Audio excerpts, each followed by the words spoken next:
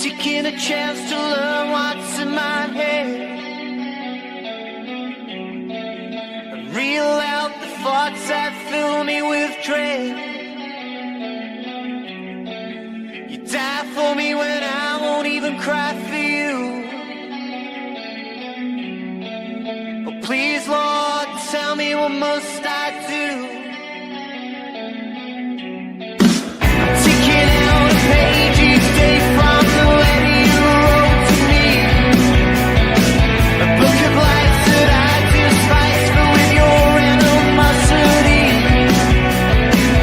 Take me back to a time we met on that bank other day. We made it right from the first night till you threw it all away.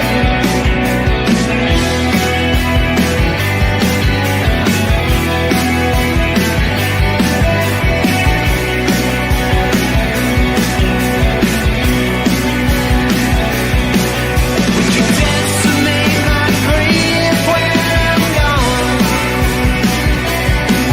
Or see me for that man that I've become? Would I see that you care when I'm in need of you the most? But you don't care. You're not there anymore. Confusion is a gift that forever falls my own way. I'll never be so proud of that man I am today. Take me back to a time of bar, once happy days. Still you take forever haunt me with your condescending way. Now it's time to do things right and get you out of my head and reel out the thoughts that fill me with dread.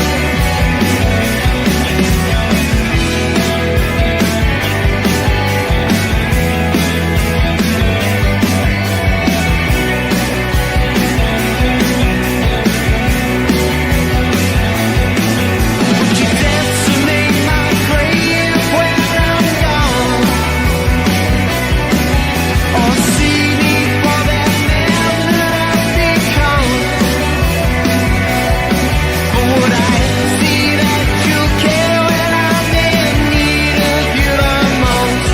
But you don't care. You're not there anymore.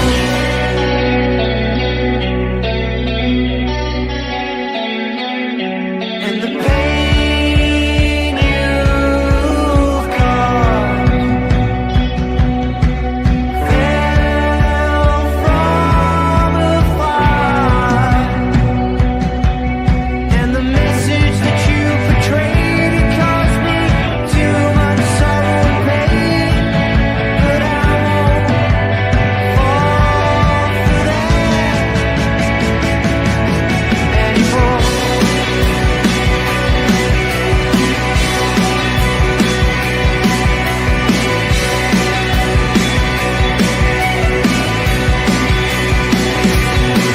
Would you dance to make my grave when I'm gone?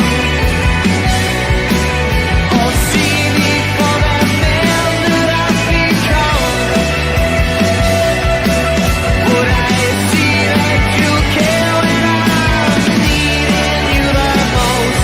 But you don't care. You're not there anymore.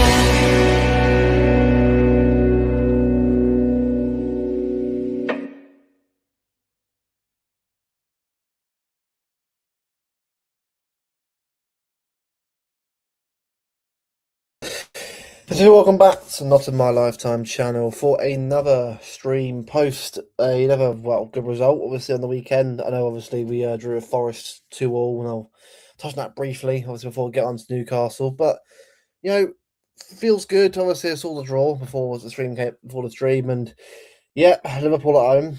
I mean, it's always a tough draw. But then again, I think a tough draw is not actually pretty good for us because it means that we're sort of motivated more to keep going on to the running. But Obviously, everyone's going about Arsenal getting an easy draw, but then again, I think it's an easy draw. Personally, I think people need to realise that Southampton beat Fulham 1-0.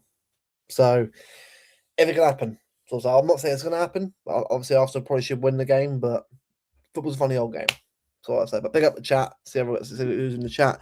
Big up Steve. Up good man. I hope you're doing good yourself.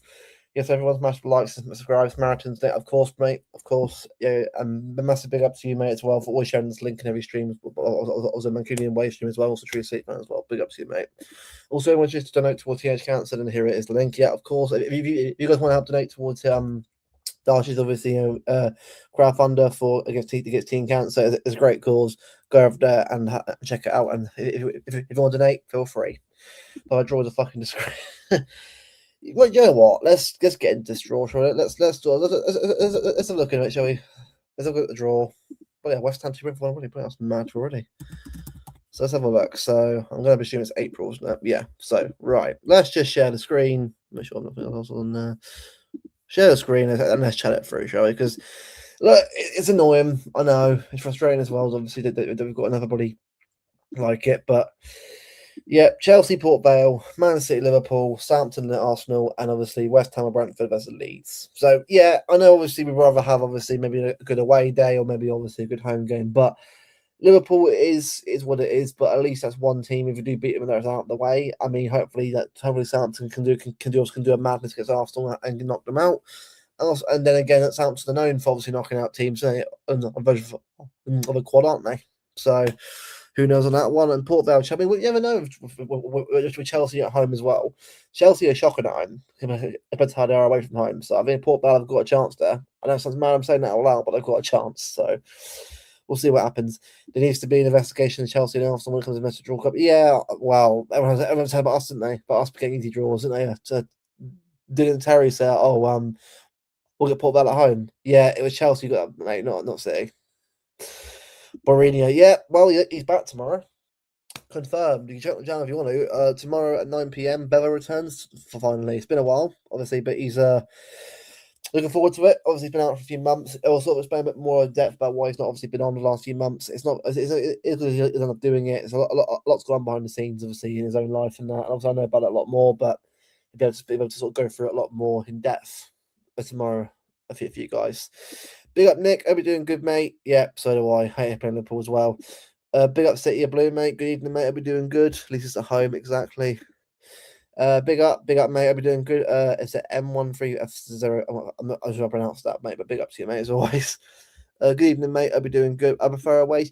To be fair, right, I mean, I know obviously, obviously for me, I've done a couple of away games here and now. I'm trying to do more, but it's always difficult when I've got the points for it. But again, that's my fault for not obviously having a season ticket. But I've been West Ham, Brighton away twice. Brighton away obviously lost the last two. West Ham away we've actually won one. So records for hit and miss. Probably worse than I'm probably at home games. Home games have actually got all wins so far, and potentially going to Real Madrid next week at home. So hopefully the luck continues up on that front. Not at Anfield, at least, yeah. Fixture, yeah, probably, but at least it's on Anfield, at least. You know what I mean?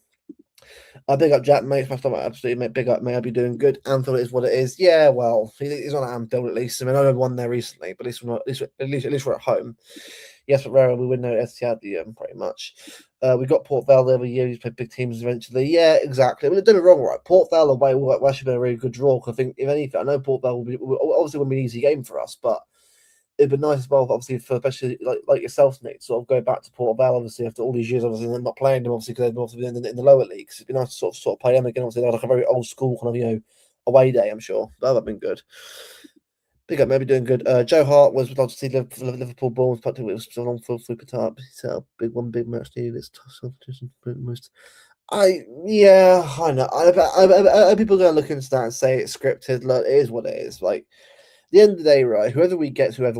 Like, I mean, look, people are going about Arsenal an easy draw, but Arsenal literally got through Mansfield just about like 2-1. Like, let's be real, right? Arsenal won the game, yes, but they were shocking against Mansfield. Like two good goals saved them from actually sort of actually having to take extra time and against a League One team at the bottom. So all I'll say is that no game is guaranteed for anyone right now. Can't beat teams exactly. This is why for me having the big team's good because it gives our players motivation to sort of go on and get the win. So hopefully this actually gives our players more fuel. Hopefully. going to win a Sport World Cup and getting beat. Well, you know what I mean. Obviously, now, well, obviously now we win, but football's a funny old game, isn't it? So, but not necessarily. Well, loads of cups, but 10 years, so draws haven't been happening. That's exactly like I'm personally not asked about cup draws anyway. Like, if they're easy, great. If they're hard, whatever, it is what it is. Like, it doesn't matter who we get. It's about beating who's in front of you. Like, you can't like go through life like panicking about who you're gonna get. Like, it's like us having Real Madrid, potentially Bayern, potentially PSG, potentially Arsenal final or Barcelona final. Like, in a way, you want the hardest draw because it makes the players up for it even more. So, and after having easy draws is always a good thing, you know. So, I'm all for it personally. I'm all for having a very tasty sort of draw to come for sure. Obviously, a lot of big games to come. Yes, true. We'll be in the dark days. Well, the dark days indeed. We lose look at the draw. Exactly. But it's very interesting to see where we are. I was looking at the draw. Obviously, we've got the rest of the month. Obviously Madrid on Wednesday, West Ham away on Saturday, Madrid at home. Then obviously the Arsenal game.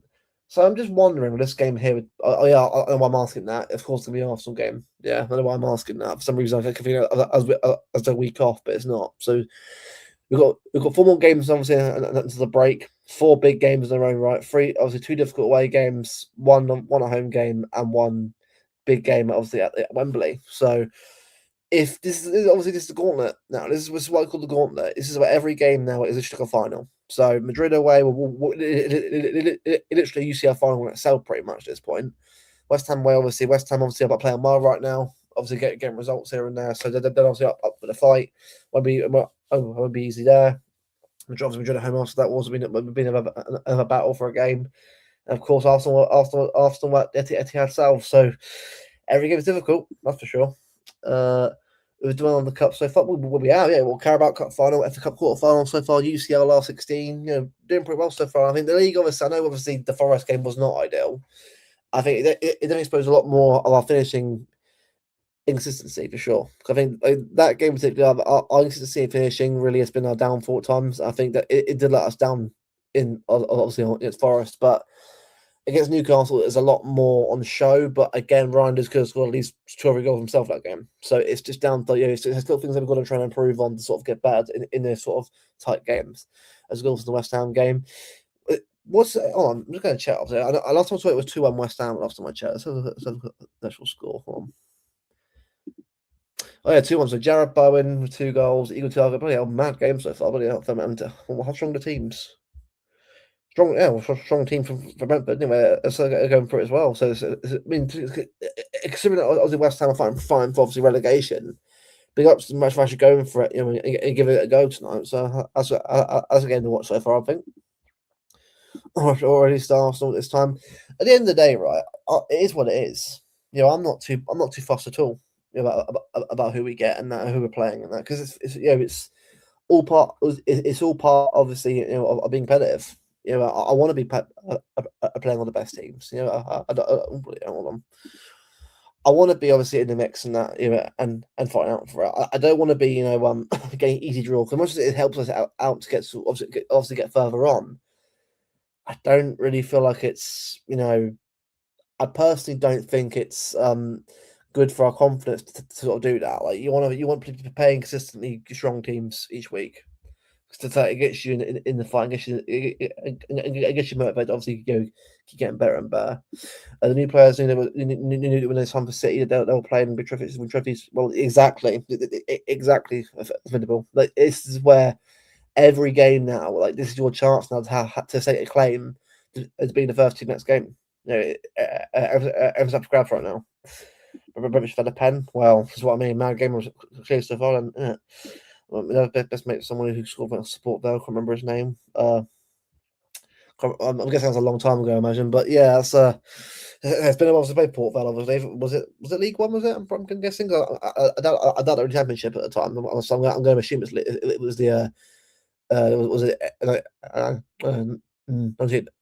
No, 19. Sort of decent season, I imagine. Poppy could be doing good. Spurs looking over the shoulder. Well, so far, yeah, good for them right now. West Ham's a cup game. Exactly, it's gonna be a mad one. Like what, Ethan? I'm gonna be real, mate. That's a Every game is going to be difficult, mate. I think nothing is guaranteed. I'm not saying we can't win the games. Of course we can, but I just don't think it's going to be as simple. As people think it is. It's going to be every game will be hard. Next 7 games so tough. Yeah, it's going to be. Yeah, playing for crew. Oh, I'm playing. Oh, we've got play. Oh God, play for crew as well. A big ass, that's mad. Oh, Susan, that we're doing good. No, I was in championship. Oh, in championship. Oh, right, okay. Again, I know I've obviously been up and down the league. I'm not sure. I know they've been top flight, but I think if I'm wrong there, then call me out on it. But yeah, I do know obviously that they were up and down obviously divisions all these years.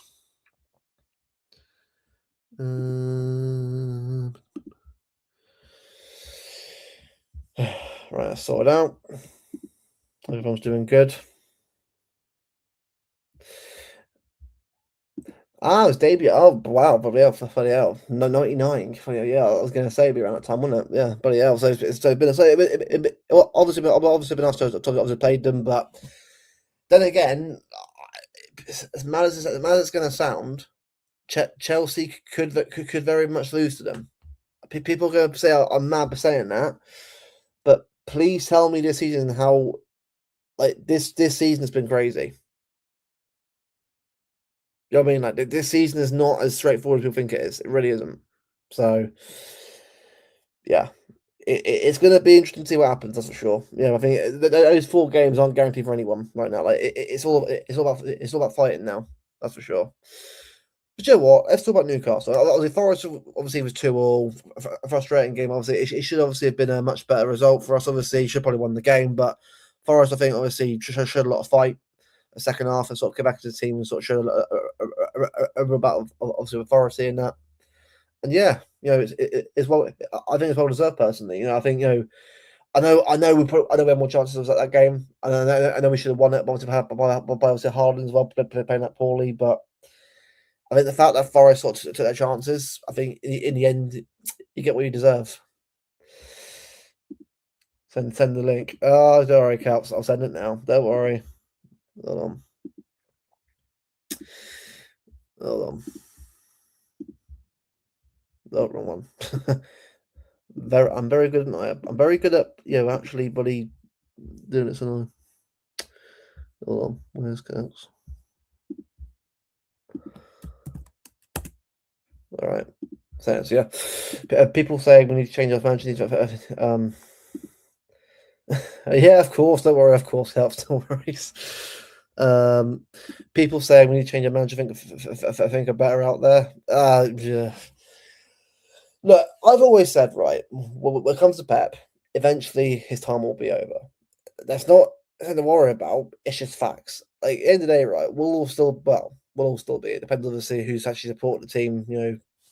Pellegrini, Mancini, obviously, Mark Hughes. Well, I won't say Stuart Pearson because I was 5 years old, and I think at that point I was more in operations at that point and probably in hospital. Well, I wasn't football at that point, but they definitely towards the end of Mark Hughes to me. But yeah, I've only seen 4 managers in the City, but I know obviously Nick's seen quite a few for sure. And I know a lot of people. I know obviously Steve Blackstone's seen quite a few as well. So I know you guys are the eldest City fans have been watching many years. I'm very sure we'll know a lot more about the managers that we've had. Obviously, Kevin Keegan, obviously before Stuart Pearce as well. Obviously, Sven, obviously before Mark Hughes. So yeah, there's a lot of managers obviously over the past few years before. Obviously, we got Pep and that. So I'm sure it'll be very interesting to see. If you watch Stuart Pearce yet, you might well give up. Well, I have actually watched most of that season back during lockdown. I was baffled at how bad that was. But yeah, no, I've watched quite a few of the older games back and was it seeing David James up front? Bloody hell, man! Yeah, imagine that now. Well, and again, what was it? What was it? Was it Kyle Walker in goal? What was it against Atlanta? I mean, that was funny, but David James up front. That's crazy, man. Yeah, Stuart Pearce, man. James up front. Bloody hell. Funny times, man. But no, honestly, right, for me, like what Pep's done a better Pep, doesn't he? The thing is, though, for Liverpool, Pep will go at some point. Like it's a reality. Like, look, I don't think he'll be gone for a while anyway. I think he'll be here for a few more years for sure. But I don't think people need to be sort of panicking about that yet. Like, if he does go, he goes, right? You know, at the end of the day, right? Who knows what will happen to us? I mean, people say, "No, we'll be like, Europa League now." I don't think it will be. I think the squad and the club is in a good position where, like, when Pep does go, I'm not saying we'll be anywhere near as good, but we'll definitely be a team that's competitive in that and sort of be able to fight for things now. I'm sure as well with new managers, well, we'll get better at other things. I know it sounds a little bit, very assuming of me, but I just feel like it's very easy to sort of put yourself down for thinking that we lose Pep, that's it, it's done. But I feel like when Pep does eventually go in a few years' time, I do think that we'll be in a good position at least to sort of move forward without him. I'm not saying it anytime soon. I'm sure it'll be for a bit longer anyway. But I'm not really scared when it happens. Like, end of the day, right? We'll still be here, obviously, after Pep goes anyway.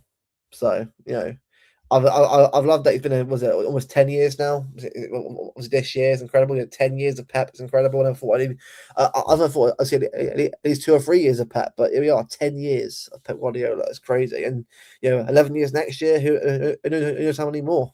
Incredible. Hated Pierce, but during his reign, just like, yeah, oh God, yeah, it was not good, was it? So, I mean, obviously, I watched it back. I mean, was it the no wins at home? Was it something like that? Was it calendar year? Was it something like that? I mean, Jesus, or was it goals? Was there no goals, no wins? One or two, both. But I know it was terrible home record, that's for sure.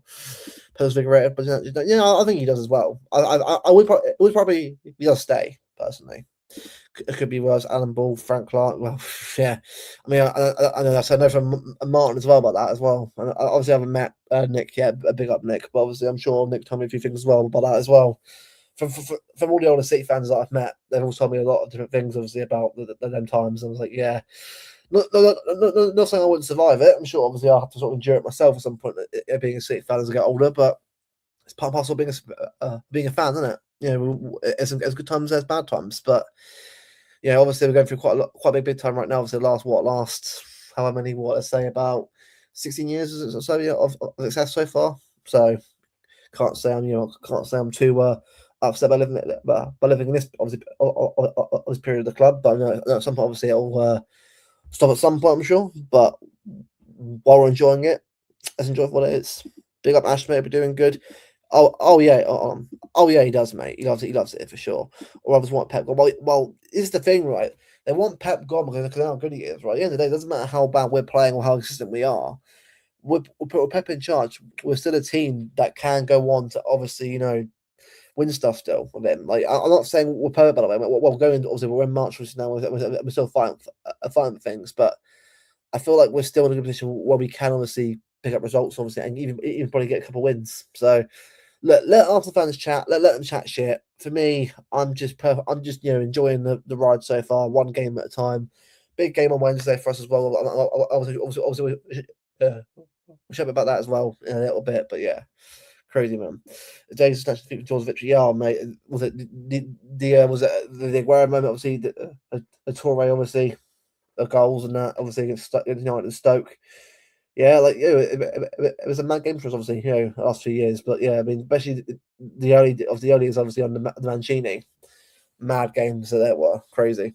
Savio Hattie and Seth it would be winning. It'd be great if that happens, but hey, who knows? We'll see what happens. Well, what will make Pep leave is when that's the thing. When Pep does go, he goes. So it's up to him. Like he'll have to decide himself when he's actually ready for that. But I think right now he'll stay personally. I mean, I can't see him going unless obviously he really is done. But looking at him, he looks a lot more revitalised than that. And the fact that he's saying about Savinho, that he wants to welcome him more into next year and now, I think he'll stay a bit longer. Personally, I can't see him going anytime soon. We'll see trap players. Well, this is the thing that we got Torre, we got Aguero, we got David Silva, we got Kevin De Bruyne. I know De Bruyne and Sterling were more Pep players anyway before Pep came in, I guess, but Fernandinho, we have gotten players through the door, and because we're now a bigger club now because of what we've won recently, I think we'll love that kind of pull. I think still, so I think we'll be alright personally. Even if we win the League Cup, exactly, Nick. But for me, right, I said before the start of the year, I said second place in the league and a cup. I know it's very basic for us for our standards, but last season, what was it? Another cup final, lost to Palace.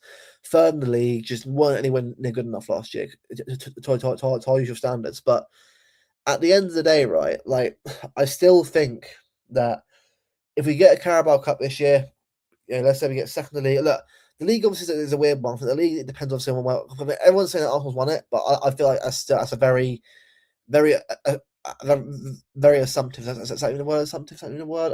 I doubt it probably is, but you know what I mean when I say that. Everyone's assuming that Arsenal win the league. Everyone's assuming that Arsenal win the quad. Let them do it. Until Arsenal do it, then fair enough. But until then, as I said, exactly, Nick. We're in March and we're still going for all four trophies right now. Like I know we drew with Forest, but Arsenal will draw as well at some point as well to number team. Like we're in a title fight right now. Yes, it could be a loss to Arsenal. If it is, then it'll be a shame. But we're in a fight right now with a team that's in tradition right now, and players obviously out the door in the summer probably as well. Crazy, honestly. Money attracts players because also was winning the matter. Exactly. It's very true, mate. Back on now. Well, look, if we get done the 1-1 final, we'll Dash, if we do, mate. Look, if we're in League Two again, then so be it, mate. Well, we're doing League Two watch those about Grimsby and Halifax probably, and watching Rochdale bloody away. I'll be there. I'll still probably go to these games, obviously, and watch a play of Rochdale if that's the case. But if it happens, it happens. Look, for me, the 1-1-5, right? Whatever happens, who cares? Like, I'm done giving shit anyway. Like, no one cares anymore. This fan base, like, everyone's like, yeah, whatever. That's been over our heads now for how many years now, and no one cares now. What is it? Over 3 years now since that came out, and no one really cares at all. It's funny. You need to be given clear. Exactly, it would. And people saying things like me wouldn't be there. No, I'll still be here. I will still be here because I tell you, right. Imagine, right. I bet it's just funny, right? I'm sure Nick will understand what I'm on about here, right? But football manager, career mode, right? You take over a team in League Two or National League, whatever, and you guide them to the very top again. Seeing City go from League Two to Premier League and win league again will be unbelievable to watch. So if it's happened, Nate, I'm there for it. I am there if it does happen. We'll win the league. We're unbeaten for how long? Bottlers. Well, this is the thing. We're unbeaten since when? Like, if we're being real, we're unbeaten since when? Hold on. Wasn't our last loss? What was that? Our last loss was it on the 20th of January, obviously. So we're beaten 1, 2, 3, 4, 5, 6, 7, 8, 9, 10, 11. 11 games unbeaten since January 20th. Which is pretty good, by the way. That's pretty good. I know obviously it's not all wins in that run, but that's still incredible, by the way. Obviously, we've got Madrid obviously on Wednesday, West Ham Saturday, 3 epic games in a row. It's mad, and obviously a 4:30. Which, by the way, right? I mean, Nick, I'm pretty sure you know more about this than I do, but I've had a look. Where I can because unfortunately I can't go to the game because I haven't got a ticket for it Saturday on the cup final. But if I'm right in saying, Nick, isn't there going to be is it works done? Is it Piccadilly? If I'm right in saying, like, let me know if I'm right in saying that. But I'm very sure that's happening right now on a Sunday game. There's nothing about is that game on? So yeah, exactly. Oh, there she is. Hi, Calx. You all right? Hello. Hi, everyone. Good to see you again. I'm doing good. Yeah. Sorry if I sounded demanding in the chat, but I wanted to come on. It's all right. It's fine. It's all good. I'm just chilling. After a good win on Saturday. Obviously, we're and now we're looking ahead to the gauntlet, now, aren't we? Holy hell, Christ! 6-4 games. Well, West Ham's hard, by the way. Yeah, I mean, we'll worry about that in April. I think I'll be. I'd say March 11th. Yeah. Whatever. We'll worry about that later. But yeah, let's just glaze I don't know if you've already glazed the Newcastle game, but might as well milk that for what we got, since it sounds like we're going to be crying a lot soon. Yeah, absolutely. Well, to be fair, though, right, I'm actually not against us having hard draws. By the way, I'm not, because we actually need to be playing these teams week in, week out to get the squad levels up and consistency up. Like, this will force Haaland to get back on form again. Like, again, if we get easy draw, by the way, it's cool, but it's kind of like you want to be playing the harder teams now anyway. Quarterfinals FA Cup is where it gets difficult anyway. You want to be playing a harder team to Wembley anyway. So for me personally, I'm not against us, playing a difficult game like Liverpool. I mean, Liverpool, by the way, Liverpool aren't an easy team, but I think we'll beat them anyway. I think we'll beat they're them. dusty this season. We've already beaten them twice, and I think you know what? I just play the same team that you did on Saturday. In the play that style. Play Nico G. Play Nico Riley if he's not too gassed out. Play Tijani Raiders, because they'll give us space, and Tijani does very well when there's space. So I would do that. Just do it, man. Just because they'll play their full team, and their full team a couple weeks from now, they're going to be tired too because they're coming off a Champions League. I think that squad on Saturday that showed me that we do have our depth back. So just play that team. Yeah. Well, look, at the end of the day, right? Look, again, I know obviously on Wednesday it'll be it'll be the main players back anyway, and we know that. I mean, it'll be the main players back, and that's fine. Experience is what we need right now in a game, obviously a Bernabeu. I think Donnarumma for me, right, and this is the thing, right? I disagree with this comment. I disagree with it. I think Trafford's been excellent in the cup games. What are you talking about? I think Trafford's fine for the cup games. I think. Look, yeah, Newcastle wasn't great to begin with, but then again, right, name a keeper that's been perfect in every game he's played. Like, it's the thing. I just personally feel like I personally just feel like you can't just drop Trafford now because he ain't good enough. Like, you have to play. Like Carabao Cup final, he'll play. Yeah, and he's earned it too. He's earned it. He's been excellent. I think he conceded 2 goals in the entire Carabao Cup run-up. And at the end of the day, right, and then I'm sorry, but our keeper is our keeper. Like, it's up to our outfield players to win the game anyway. It shouldn't be our keeper saving us every game anyway. It should be our outfield players doing the job for it. Like, our keeper's our last line of defense. He saves for us when we need to save, but I think whoever we play in that, because I think Liverpool game will probably be a bit more stronger. Probably, I think. Well, it depends. I don't just based on the games around it. We're gonna have to save some of those players. I like I said, just run the same team that you played against Newcastle. Just run that team. It was very good. Because you're right. People are like, but Stones first half an hour fine, but after that it was fine. It was really good. You're right. Everyone's that half an hour has completely rattled people. Yeah, Trafford was not good in that first half an hour. Marmoush was not good in that first half an hour. Nico G was struggling, but guess what? They settled down and they performed. Mate, you is Kels, right? People have got to the point now where they're overreacting over anything small or negative now. Like, guys, we're not a perfect team. If you're asking for perfection, it's never going to happen. Madrid ain't perfect, by the way, in Barcelona. If you're asking for perfection, it's not going to bloody happen. Sorry, I just think people need to understand, right, that this current squad is not perfect yet. A lot will happen in the summer to players to come in and come out. But the fact that we're in an FA Cup quarterfinal, we're in a Carabao Cup final end of the month, in a title race still, I give a shit if it's but draw. We have still, buddy, it's a draw. We drew with Forest, but Arsenal. Everyone's like Arsenal won the league already, haven't they? Arsenal won the league. Arsenal won everything. Well, do it then. Instead of chatting shit on your videos, right, and saying that, by crook, we'll win the league. Troops confirms Arsenal win the league. If you are literally sat there, right, saying you won the league after one draw, I think that you got every game in the bag, you're a moron. Football's a funny old game, Kelks, isn't it? It's a funny old game, football. I tell you, right, I know if it's funny, right, Southampton away, right, Arsenal hate Southampton away. They hate going there because they've always drawn there, or they've always either lost there, like battered there.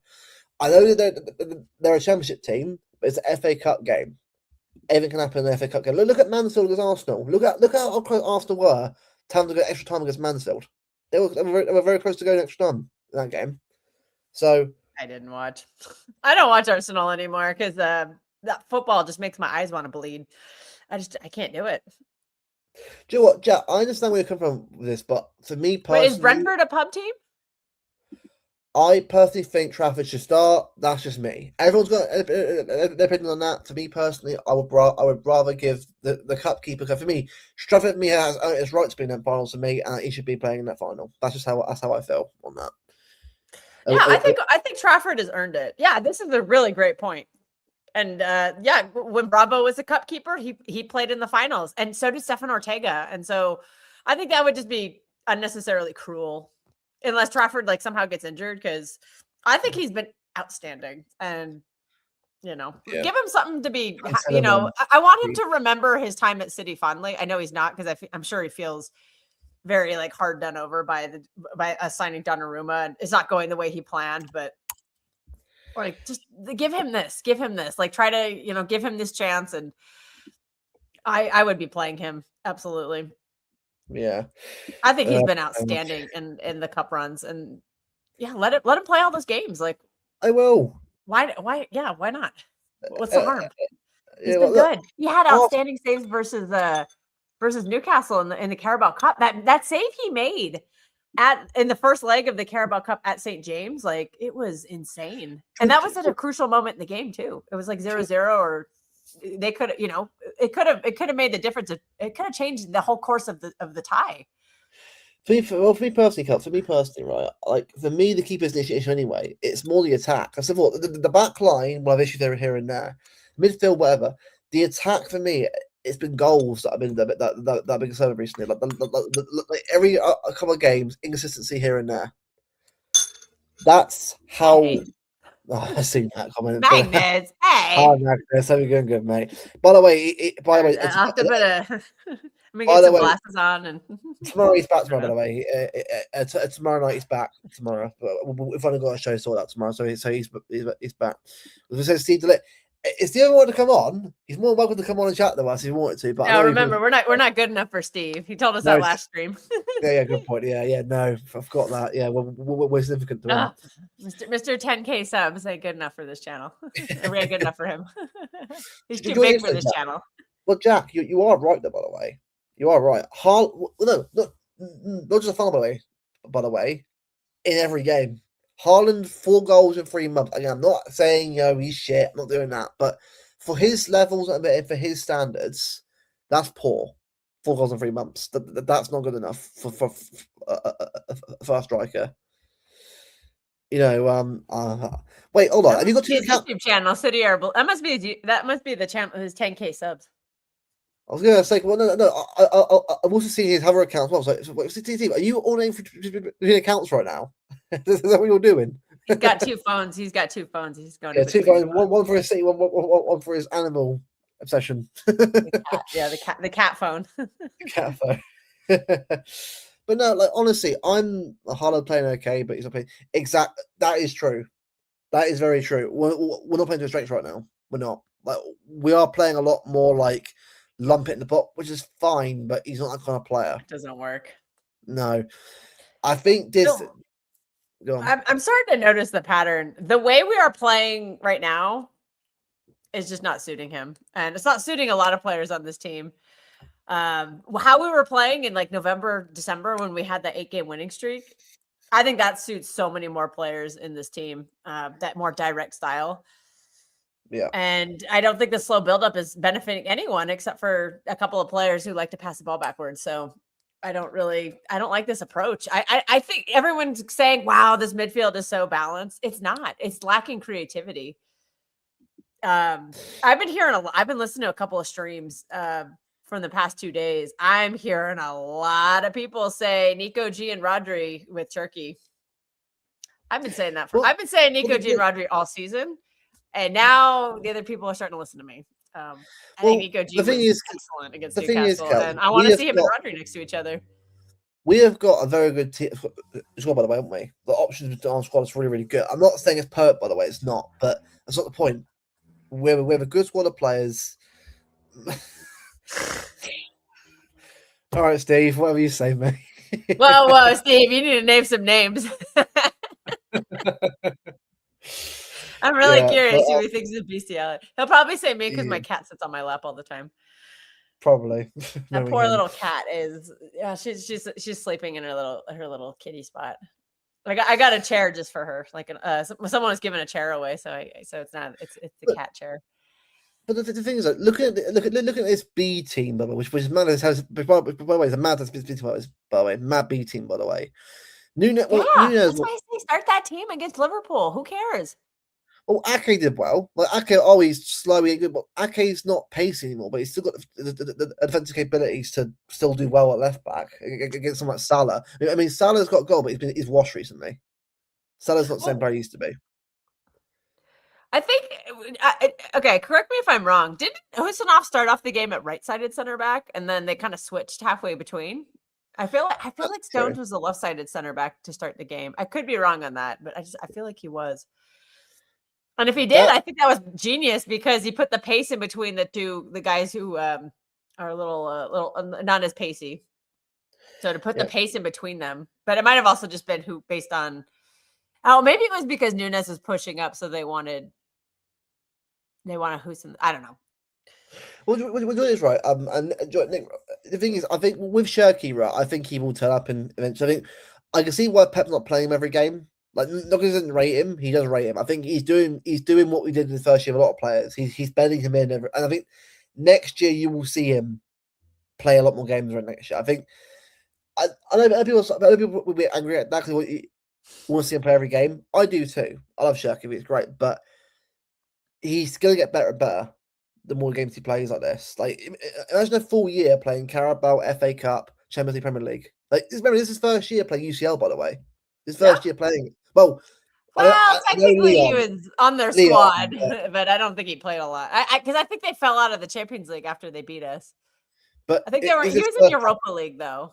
But it's his first proper year playing it. Full year playing it. I think this is about experience for him now, right? It's about experiencing it, and also as well after that, by the way, World Cup, by the way, for France. For France World Cup as well with Mbappe. Like he's played a lot of games this year. I think Pep's done well to sort of say, right, this is a big year for you. Let's just bed you in top of football, and next year, boom, you're ready to go. Because I know some of our fans are Calcs. So I want him to play every game. No, not every game. Yeah, I'm starting to get a little nervous about Nico Riley playing every single game. I'm worried about burnout for that kid. I love him to death, and I see why he's playing.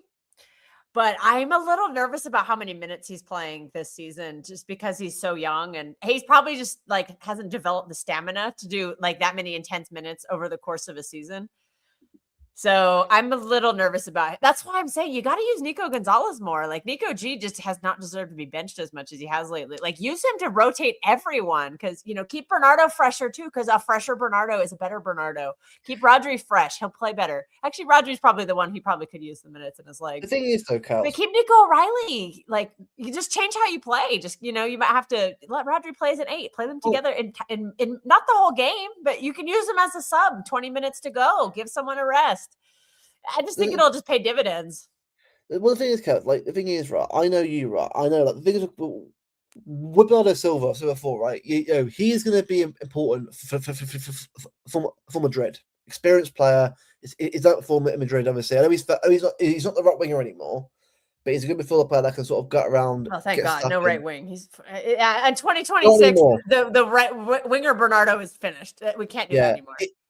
Don't be wrong, right? Unbelievable. You remember what was it against Bayern? He mugged off Davies, Musiala, didn't he? He mugged them all. He mugged every single player off, and obviously Bernabeu, and he's done his bit on the wing. He's done his bit. He's done his job. But we don't. He's not looked good this year on the wing. Let's be real. Midfielder now. That's what you are. That's fine. That's fine. He can run. That's what we need him for. But for me, though, you're right. This squad needs to be used to its fullest. The whole you got options there around the pit. I'm not saying it's be a different team every game, but in these cup games, like the Carabao Cup final, and that, like the FA Cup final, this is the game where you got to rotate them and that. So, I do. You shall receive, Magnus. My mustache. It's just too warm. I didn't change my shirt. What are you talking about? I haven't worn the winter. Oh, this is my Sansa Stark look because I've got the fur lining and the blue winter rose of from the north. Sansa Stark look. We're going full Game of Thrones here. I'm not quite. I'm not drinking. I'm drinking a beer today because it's actually quite warm.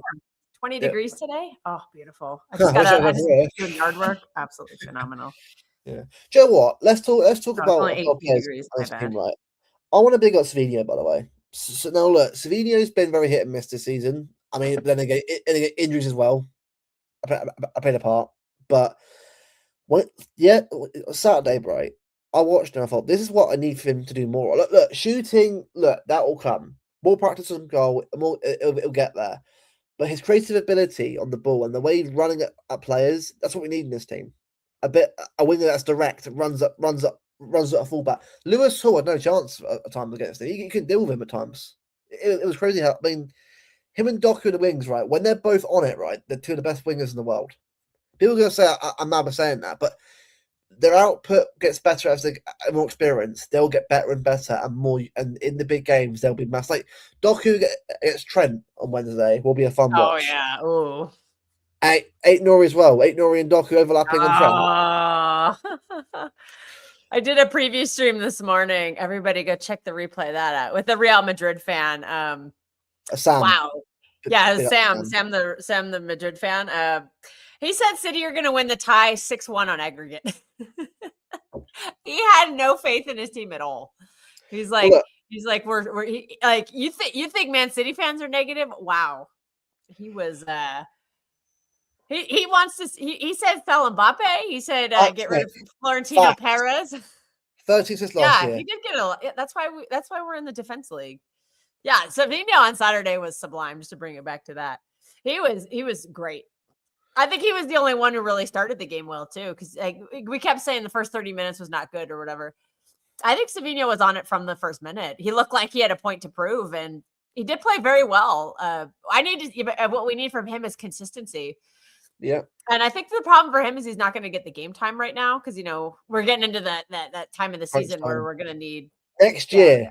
Next year he'll be getting the good game time. I think next season, right, will be a whole different team next year. It'll be a whole different team again next year. I think I can see a few players out the door in summer. I'm not saying loads. It's going to be a decent amount. Yeah, I think so. But I think it's just going to be a new midfield. I don't think we need a winger. I hope Marmoush stays, but I think he's the one who's probably going to. I think it's very likely that he leaves. I think he'll stay personally. I think he'll stay. I hope he does. I love Marmoush. I can see him. Geordies right. With Pep, right, I think he's playing him a lot more. I said, you know what? You found a way to play him, right? Just tell him, right, you are a good shooter. Just shoot a goal. That's your job. Like, I'm not asking you to be like Shirky or Foden. They're the creators. You're the ones that are meant to be hitting the shots. And it gives Haaland a bit of chance to rest. Like, for me, right, at Liverpool, Marmoush against Van Dijk and Canate, do it. Just tell them. Also, something that we have noticeably different about our attack when Marmoush plays is our press is so much better. He's our best presser. The press this season has not been the greatest. I think Marmoush has been our best presser, and the only thing that lets him down is that first touch. A lot of times he'll get the ball and he'll just lose it immediately. So that's been kind of frustrating, but I think he's starting to come around. He's starting, if he just, I've never hated Marmoush. What are you talking about? I've been the one saying, I've been crying all season saying play Marmoush and Holland. I was like hating him. I've been crying all season for this. I love Marmoush. Yeah, Marmoush is he's been ready to break out for that for a while. And I'm pleased to see it. I'm not sure. Hold on, I'll bring up Madrid's team by the way, and we'll chat with Madrid as well because I've got a few things to say.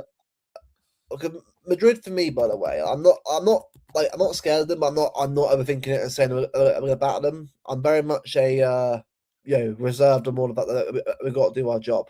Right, here you go. So this is the current team right now. So a bit of fan, by the way. Big up to you on Judge Mo, by the way. I saw you at 4:00. A big up to you, man, for making your first appearance on there. So I did very well. Great shirt he's wearing too. Yeah, just the fact that it has Rodri on the back is that makes it great. We'll get one soon, by the way, bro, as well. I'll get one soon again. Right. So this will be the current. So, well, obviously this is not the current team, but this is more of what we bought better. So it'll be Courtois, Trent, Asensio, Rudiger, Mendy. That back line, by the way, a washed Rudiger who might put one performance in against Haaland if he plays. Mendy, who, all right, he's not like shockingly terrible, but he's not great himself. Asensio is overrated as hell. Overrated. He is. As they say in Spanish, he is mierda. That's shit in Spanish. He is mierda. He is. Also, he's I don't say his name because of charges against him. Disgusting. absolutely disgusting if those are true. But Yeah. we'll give him his day in court, which they are actively doing right now. But yeah, that guy's a scrub. Holland just absolutely was shithousing him the whole game, and he's like a foot shorter than Holland, so that didn't go very well. My only concern with Rudiger is that at the Bernabeu, they'll probably let him get away with all the shit that he does. So that is the only concern. Like, he should have been sent off like 4 times in that game, and he only got booked once. Which is a miracle that they somehow gave that penalty against him when he shoved Holland in the box. Exactly, Nick. That's how I am. Never ever confident. Yeah. I've been competing, but I'm like, nope, I refuse to do it. We're going to go there and put performance in and get job done. That's what I want. I'm not after a 5-0. I'm after us. It is a 2-1 again, Kelps. Yeah, 2-1. That's my prediction. Is I literally said 2-1. Go win the game 2-1. And then Etihad, Blitz, Buddy, Creek. Just go. Yeah, that's when the Blitzkrieg comes out. Yeah. Harlem Marmouche, run at him. Harlem Marmouche, run at him. Like Shirky, Doku, Savidio, run. Yeah, just go for it. That's what I do. Because the only person on that team that scares me is Courtois, because we know that guy can single-handedly win you games. We've seen it in Champions League finals where Liverpool have been a better team, and he's just complete. They'll just pelt them the whole game. So that for me is their best hope. Is Courtois needs to if Courtois shows up as Courtois, it could be rough. So we have to try to score some goals and just be solid defensively. I've heard that. He gets booked. He's at second leg. So honestly, Bernardo Silva, rattle him, get him booked. Just do it. Honestly, it's what we feel like, because it needs to happen. It guaranteed won't. You know who will probably get a yellow card to miss the second leg is Tushimani. That guy always happens for him. He's just like their or something. Where people just are always like the team just shit on him. All the fans hate him, and like there's other shit all over him. But now Pitasha, I've actually they're horrible with Vinny. Also, they're just horrible. Also, Pitarch, I've actually watched a little bit of him. I think he's a good little player, but that's a massive game for him to come into, right? And sort of be Pitarch, the guy here. I've never heard of him. He's a young player. I'm not saying he's crap. But I'm not gonna say he's terrible. I think he's an outcome player for them. But I'd say it's a big game for him. That's a massive game for him to play in. Chouameni's been very hit and miss. Obviously, a few goals here and there, but not one to say he's been great himself. Obviously, Valverde not great really this season, but still a great player. Fede, I love him. Yeah, and he's one of my concerns because we know he can hit long shots, like a wonder goal from outside the box. Because remember, he did it in that 3-3. 3-0, yeah. One of the most entertaining games I think I've ever seen in my life. But what was Vardiel goal, dude. That was Vardiel's first goal for the club, and I was like, "Oh, what a goal!" It was like a golazo banger, and it's first goal for the club. I was like, I remember exactly where I was. But that I was at a pub in I was in Arkansas. Sorry, can I tell my little story? Then I'll stop cutting you off. My little story. It's very exciting. I was in a pub in I was in Arkansas. It was there was a full eclipse, so I went out to see the eclipse in Arkansas. My best friend's dad lives there, so my best friend was there. We just had a big party, and we went to a pub, and I was like, "Can you put the game on?" And they did, and I was being myself, like when I watch games, like just it was going crazy and like, emotional, especially that game where it was just like, woo, it was crazy. And somebody after the game was like, "I might have to watch more of these games," because he was like. I was like, you should be a City fan. He's like, I might, because he's like, I just really liked the energy you had at the game or watching the game. I was like, oh, thanks. So, okay, that's my story. I'll shut up now. Great story. Great cool story, bro. Yeah, that Foden got. This is the thing, right? With Foden, right? Oh, Foden, yeah. Foden needs, by the way, is a goal. Imagine if Foden gets a goal, right? Can I tell you right now? Confidence rise. That will give a lot of boost because then we need everyone firing. I need everyone. I need Foden firing. I need everyone involved right now. Like again, Foden is a big part of play, by the way. In front of him, everyone does. I don't want to hear like, "Oh, this player can't play." No. Everyone can play. Have a chance there. It's like, you know what I mean? Like, this squad is good enough, by the way, to win trophies this year. I'm not saying all 4 of them, and that's going to happen. Personally, I think there will be a point where we're like, right, too far. And that's fine, by the way. But I want to see how far we can go. Like honestly, Kels, if we get to April, right, and we're still won the Carabao and we're still going for other three, fair play to us.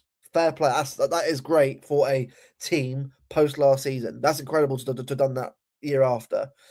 I think for me, if it's Carabao second and that's it, all right.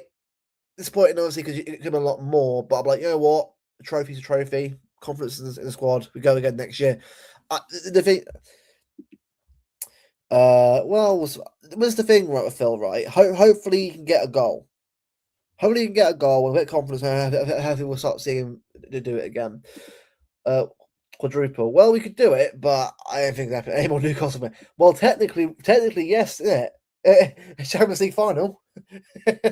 Newcastle. It's a blue moon. Like the night before, the night after, something like that. I have said to, by the way, right? I said to Steve, by the way, I said to Steve, I said to Steve, by the way, to Steve, right? I said, honestly, Steve, you can beat Barcelona. You could do it. I'm not saying it's going to happen, but you could do it because Barcelona, right? I don't think that Steve's in the chat. No, well, he was earlier on. He was earlier on. Oh, was he? Oh, big up Steve. Yeah. But I did say, by the way, right, I just think, right, with Newcastle, they're one of those teams that could get like a 3-0 result with Barcelona in the first game. Just a random 3-0, like Barnes hits a screamer, Voltemala gets a goal, and there's one where Barcelona can't score. If they were to go to the new camp, right, and get a draw, like, I mean, so therefore, it sounds crazy, but every game this season has been mad. Every game's a bit different to what I thought. It's why Arsenal, right, thinking that they're going to win everything. Ain't gonna happen. Arsenal will drop points to someone or lose to someone. Like Leverkusen could beat him. Could happen. I've seen where things will happen, and that's why I said before. Don't catch chickens to the match. Like every game is must win. Every game is a final now. Like yeah, and think about the experience this is going to be for these young players. Like even if we don't, I think we're still in the Premier League title race. I don't think we're the favorites, but we can win it. I'm not saying we will, but every single game that we play is just better experience for this team, for these young players who are coming into who are going to take over as the next generation, like the future of this club. Like Nico Riley's the future of this club. These kind of players who don't have a lot of that experience. I think these kind of games are good for them. Even if they don't succeed, it's still just builds. It's just building and building and building. And so when they face that situation next season, they're not going to be afraid. And maybe they'll have learned something from, assuming we lose something, they'll learn from it. It's just good experience to get. And, for us to be rebuilding and be in all four comps it's insane. I don't even think some of our best teams, like our treble team, was out of the quad at this point. Remember, we got slapped by Southampton. Yeah. Please, yeah. Southampton, we need to do a favor in the FA Cup, please. Well, I did not want to play them. I was like, I was like, at St. Mary's is a nightmare. I was having a discussion about this yesterday, and I was just like, well, my prediction was that we'd be playing Liverpool at Anfield. So when I saw that we were playing them, but at the Etihad, I was like, oh yeah, I felt a lot better about that. I think we can win that game, even if we rotate, and we will have to rotate because they'll play their full team. Remember, they don't have a bench.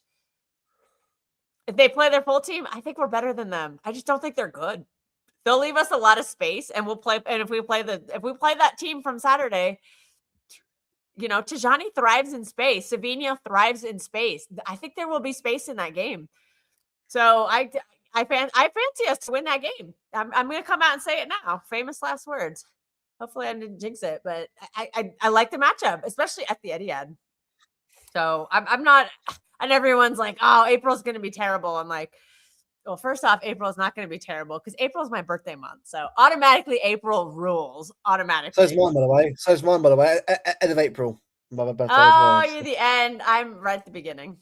To explain a lot about me, I was born on April 1st. So that explains a lot about me. You are the joke. I am the joke. So Steve Black's going to have a field day with that one.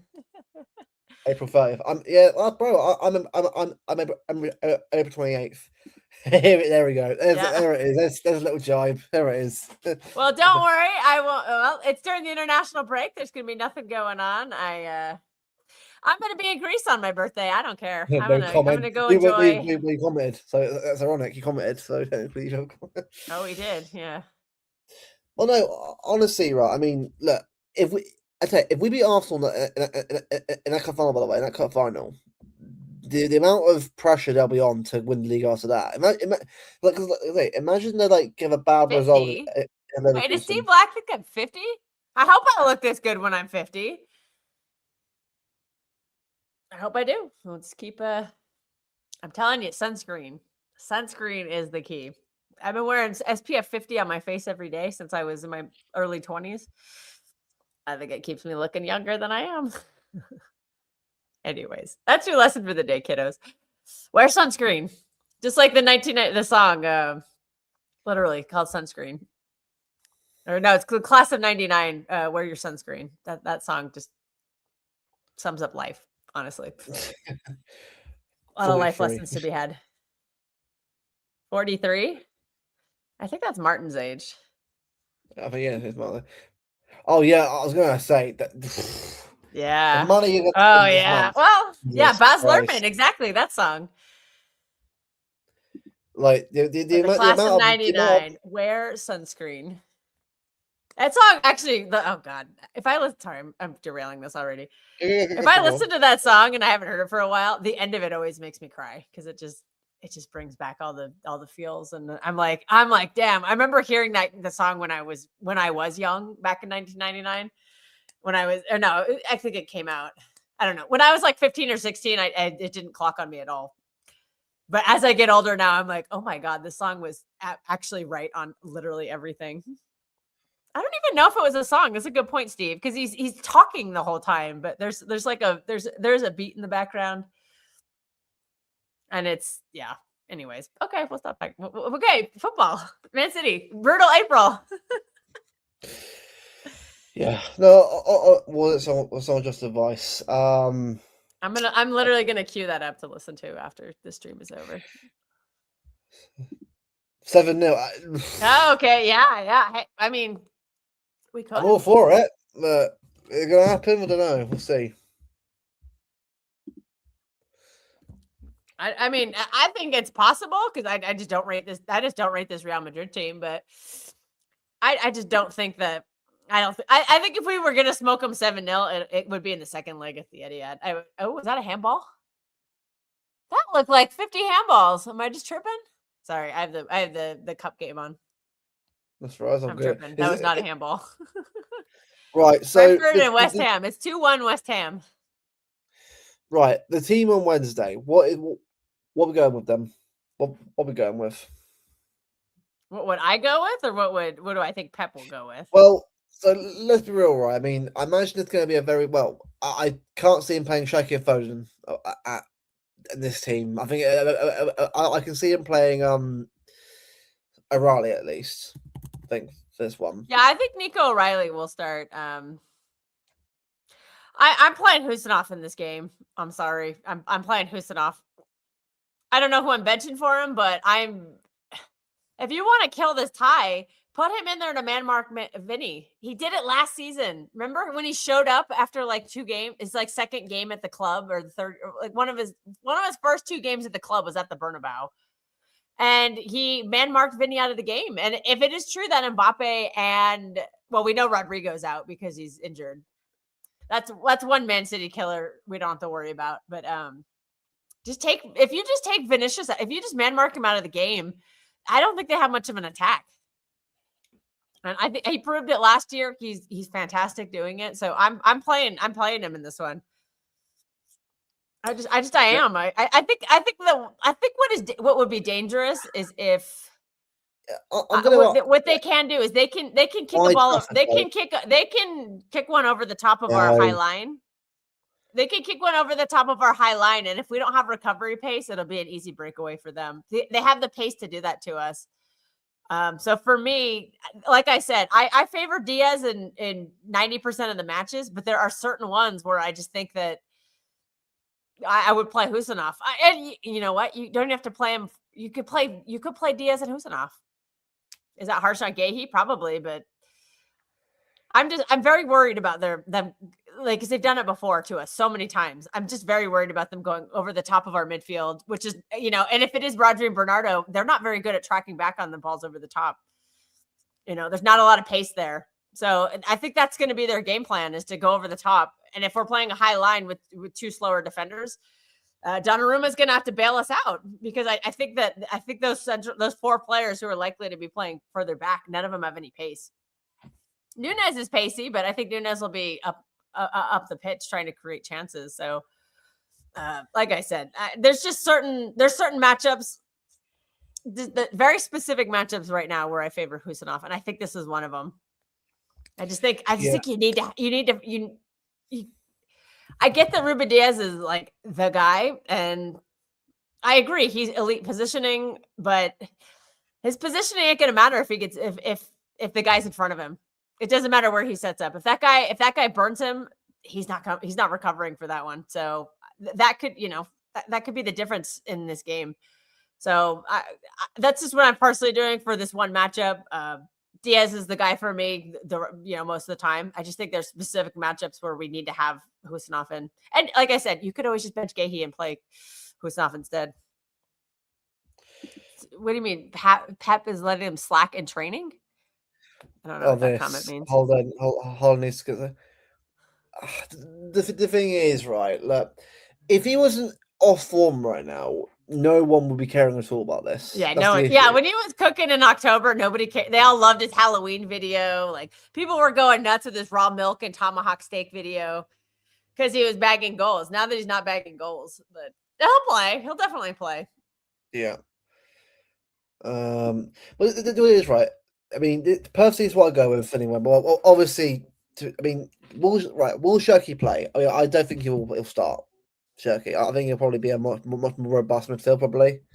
But would you play? But then again, though, would you have a creator though? This team, I think that's my problem with his midfield, is that it's not creative, and that's why Holland has problem. I think that's why Holland is not looking good right now, because we're not creative. Like, there are a lot of games where it's just not creative enough. But maybe you don't need it in this leg, and maybe this is just the control leg. And I get that. We have 2 games to play with, so I'm not going to be surprised if Turkey is on the bench. I think he probably will go for the more conservative attack, but we just have to be aware that when we play that way, one misplaced pass, they can pounce on it, and they can pounce on us with pace. And that's just something we have to be aware of. So, like I said, Donnarumma has to be on his A game, because there's a high chance that there's going to be some really high percentage shots coming after him, based on how I predict that they're going to play. Look, all I want from Wednesday is a positive result. That's all I want. I want a positive result. I'm not like, just don't lose the game. Get a 2-1 win, and then Bernabeu, you go all out and get it done. Exactly. Yeah. I mean, I would even take a draw. I would prefer to win the game, but a draw is not the end of the world to me, like I said, because this is the last. We get the game at the Etihad, and I think that game you could go for it. That's a go for it game. Somebody got banned. I missed that. Yeah, well, they probably deserved it. Anyone in the chat, Rob? Is there anyone posting weird shit? Someone's being very weird right now for some reason. Like, someone I used to talk to, is being very weird right now. When trying to he's being weird in the chat. Some guy named Steve Black. I think no, not him. He's all right for once. That's all right. But anyway, if it's mods, is anything weird in the chat? Get rid of it straight away. Yeah, his name is Steve Black. Very weird. Get rid of him. Give them what exactly? Yeah, it is you. Yeah, it's always you. But no, Donna, Kusa, Nunes, Kusanov, Gehi, Nori, Silva, Rod. See, look, I get the Diaz not playing thing, but I think Diaz is huge as a leadership. This is the thing. Everyone's entitled to have their say and opinion on this kind of stuff, but I just think for me, right, Diaz will be crucial as to be a leader in a situation like. But then again, like. I get both sides of it, though. Do you want pace and power? It's an interesting debate. Yeah, I mean, I know Pep Guardiola. He's going to play Diaz, but all I can say is, like I said, I have my concerns with it, and so I hope that the scenario that I laid out does not happen. That's all I can do.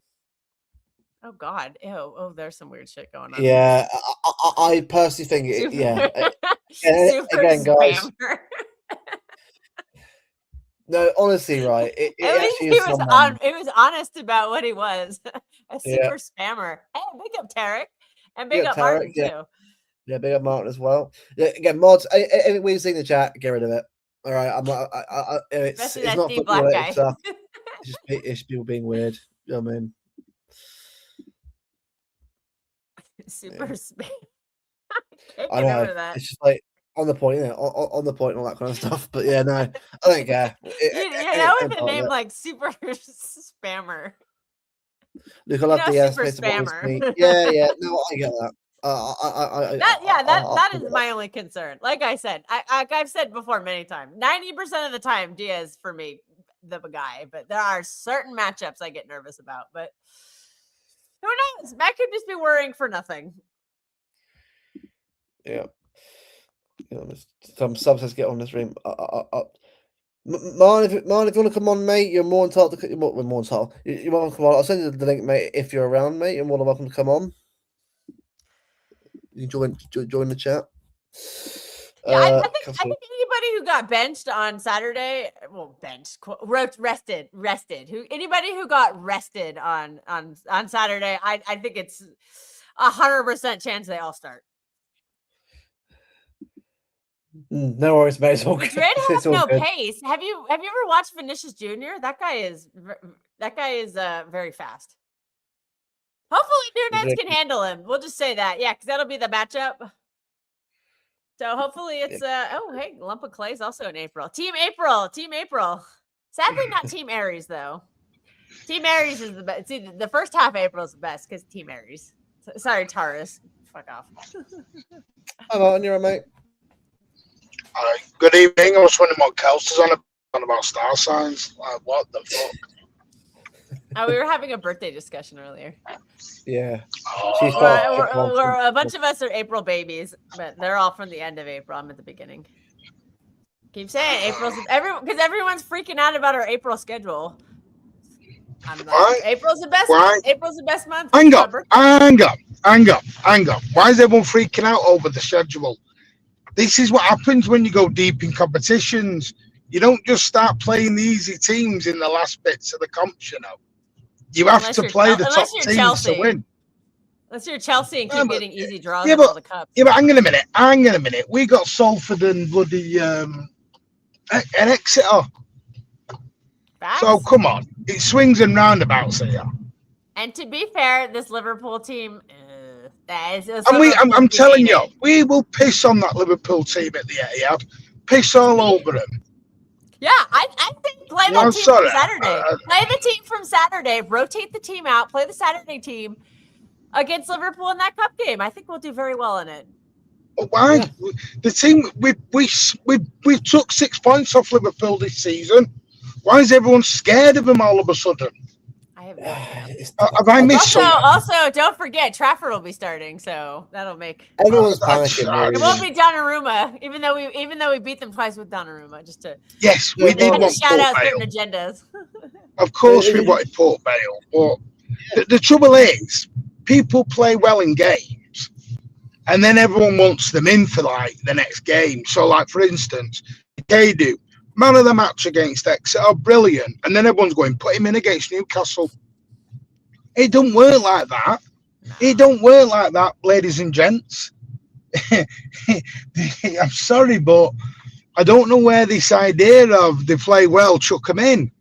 There's a pecking order. I know they don't like it, but there's a pecking order in this game.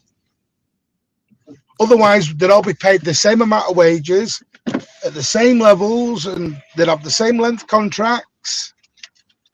But it don't work that way. It don't work like that way in our jobs. No. Billy in the office will get paid more than someone else. I don't see everyone knocking on the manager's door. Excuse me, Billy gets paid more. I don't know how easy of a matchup that is for Arsenal, to be honest. I think they've struggled with Southampton recently. They struggle because you know what? Southampton might just low block them at home, and Southampton or Arsenal really struggle against a low block. So if you're struggling against Mansfield away, And again, I know this better than anyone, right? They're not that great, but I'm just saying that like there's better quality team up front. Arsenal has to be careful. Every game is difficult in the FA Cup at this point. Everyone's there for a reason. Yeah, I'm not. Oh God. Can I just say, so- and you know what amazes me? Maybe this is why I get frustrated and come across as maybe a touch angry, and I don't mean to, but I'm like, we're second in the league, 9 points clear. By the way, comfortably second. Oh, how did they miss that? We are in the last 16 of the quarterfinals against a scratch Madrid team. Liverpool, we've took 6 points off. Yeah, it's a tough game, but we can beat them.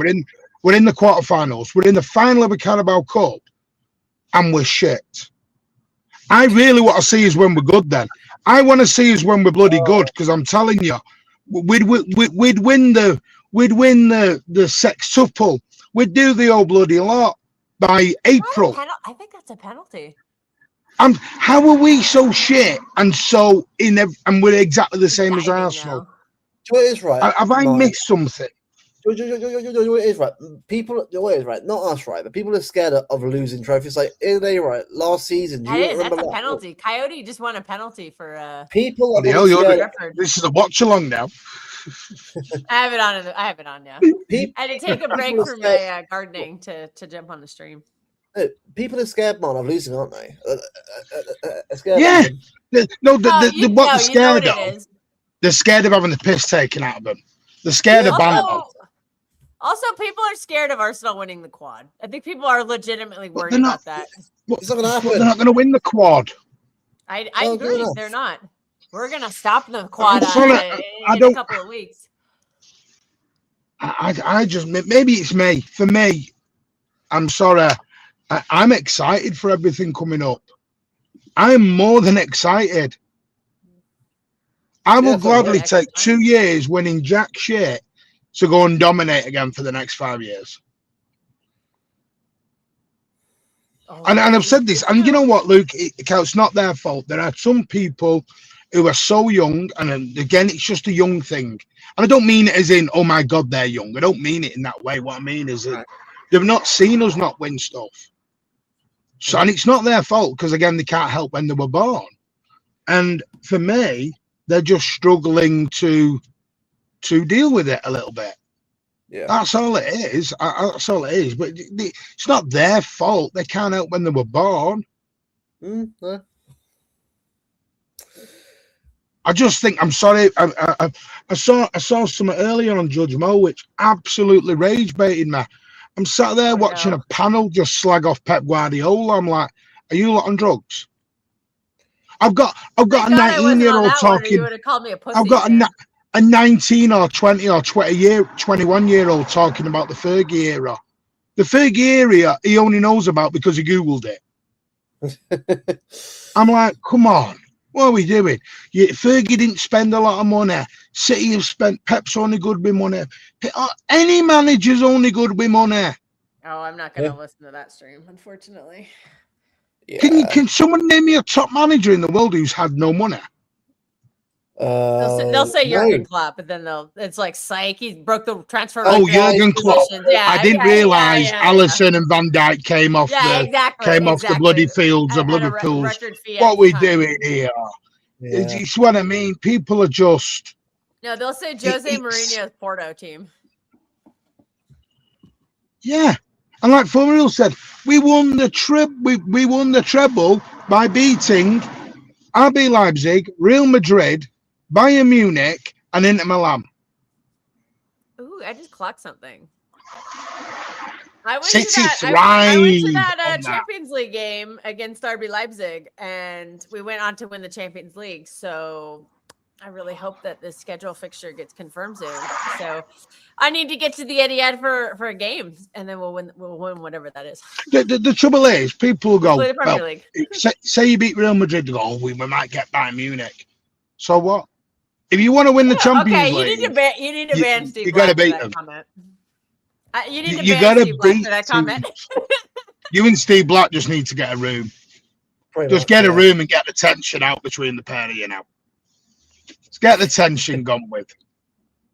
We're just bantering. Jeez.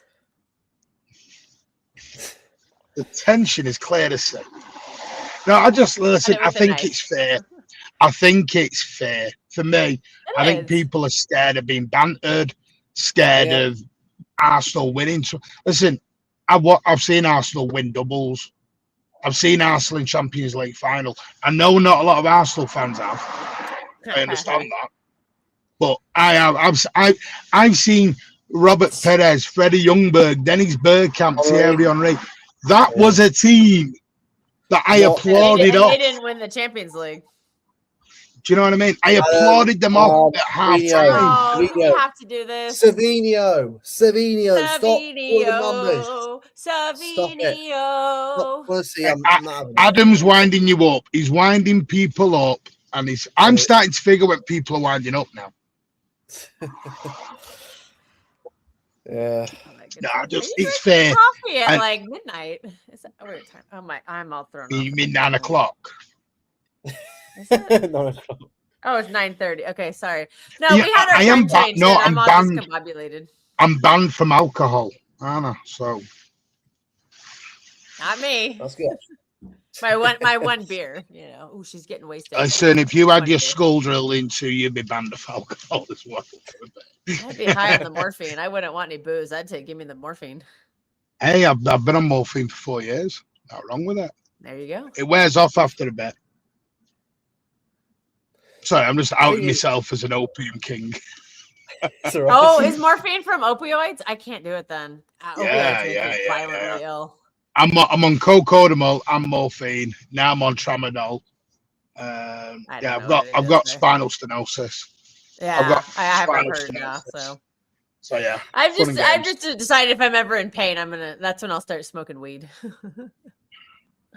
yeah. Just listen, it is what it is. I'm excited for it. Bring it all on. Bring it all on for me.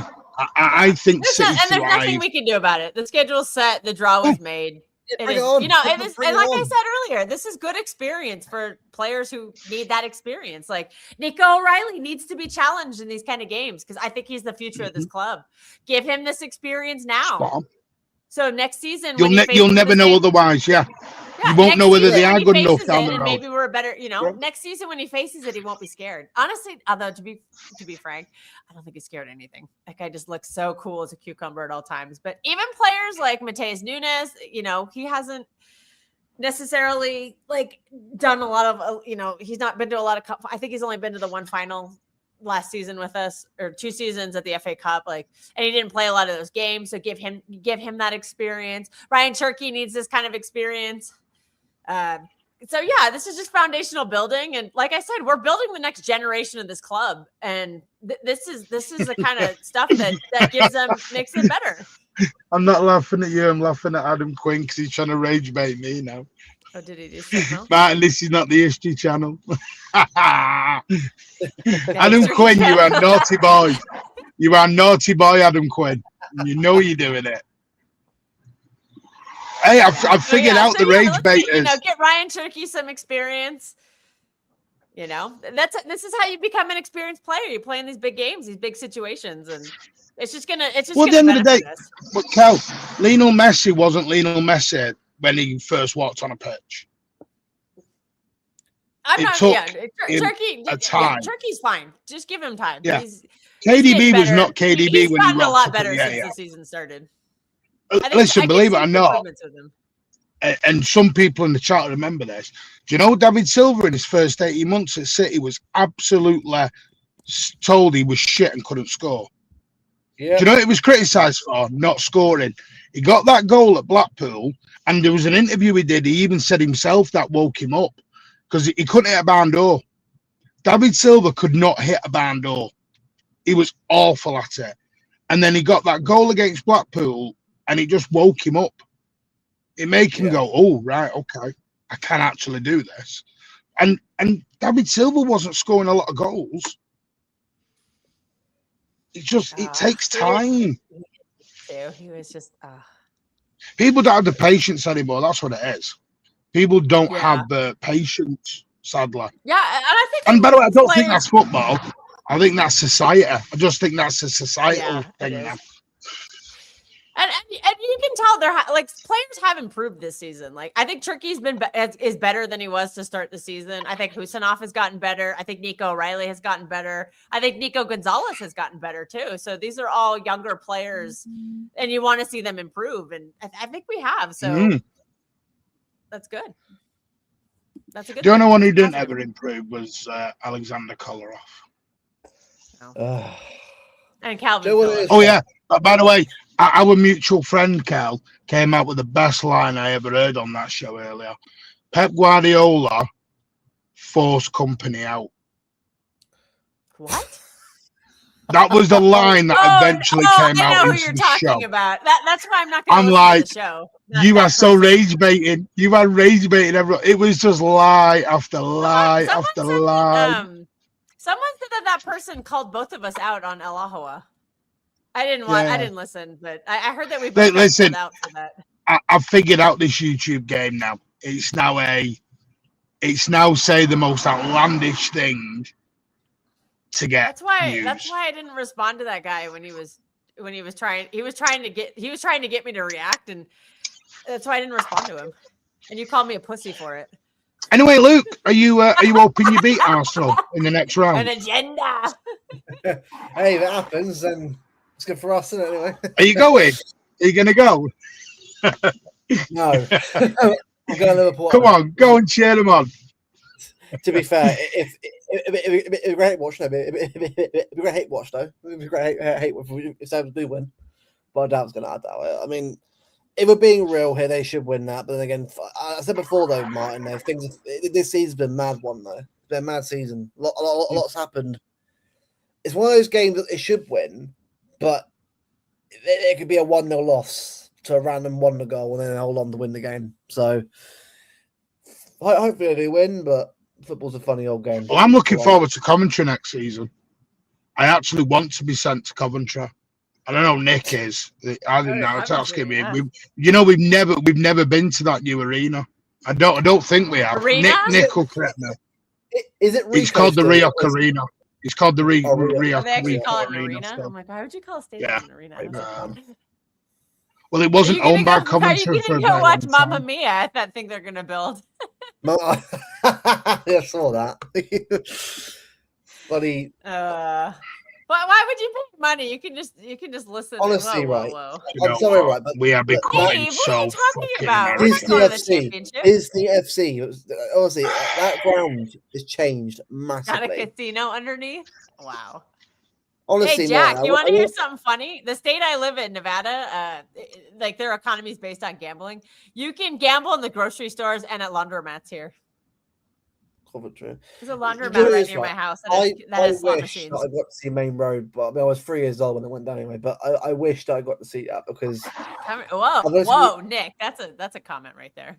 The Etihad for me, right? I mean, I've been a couple times before. All the stuff added to it, but it's turning into a massive resort now. It's not even a ground anymore, is it, Martin? It's not a ground anymore. Well. The one thing I know is, and Nick will know this. No, maybe I shouldn't share it. I know there's an event coming up. Some have been invited to the opening of the North Stand. It's not on a match. It's going to be a separate event where people have been invited to it. I've already declined mine. Wow. Yeah, I don't blame you. It's just I'm not. I can't be two-faced and slag the thing off and then suddenly go, "Hey, let's go to an open event." No, you're all right. I haven't. Fair enough. I can't be that two-faced. I've got to stick to my values. Nick's. I don't know why. I know what they're trying to do. They're trying to get people on side now and come in and have some free drinks and we'll do a big event. There'll be players there and all that stuff. And it's like, nah, sorry. What you've done's wrong with it. I mean, you're not going to try and mollycoddle everyone around it.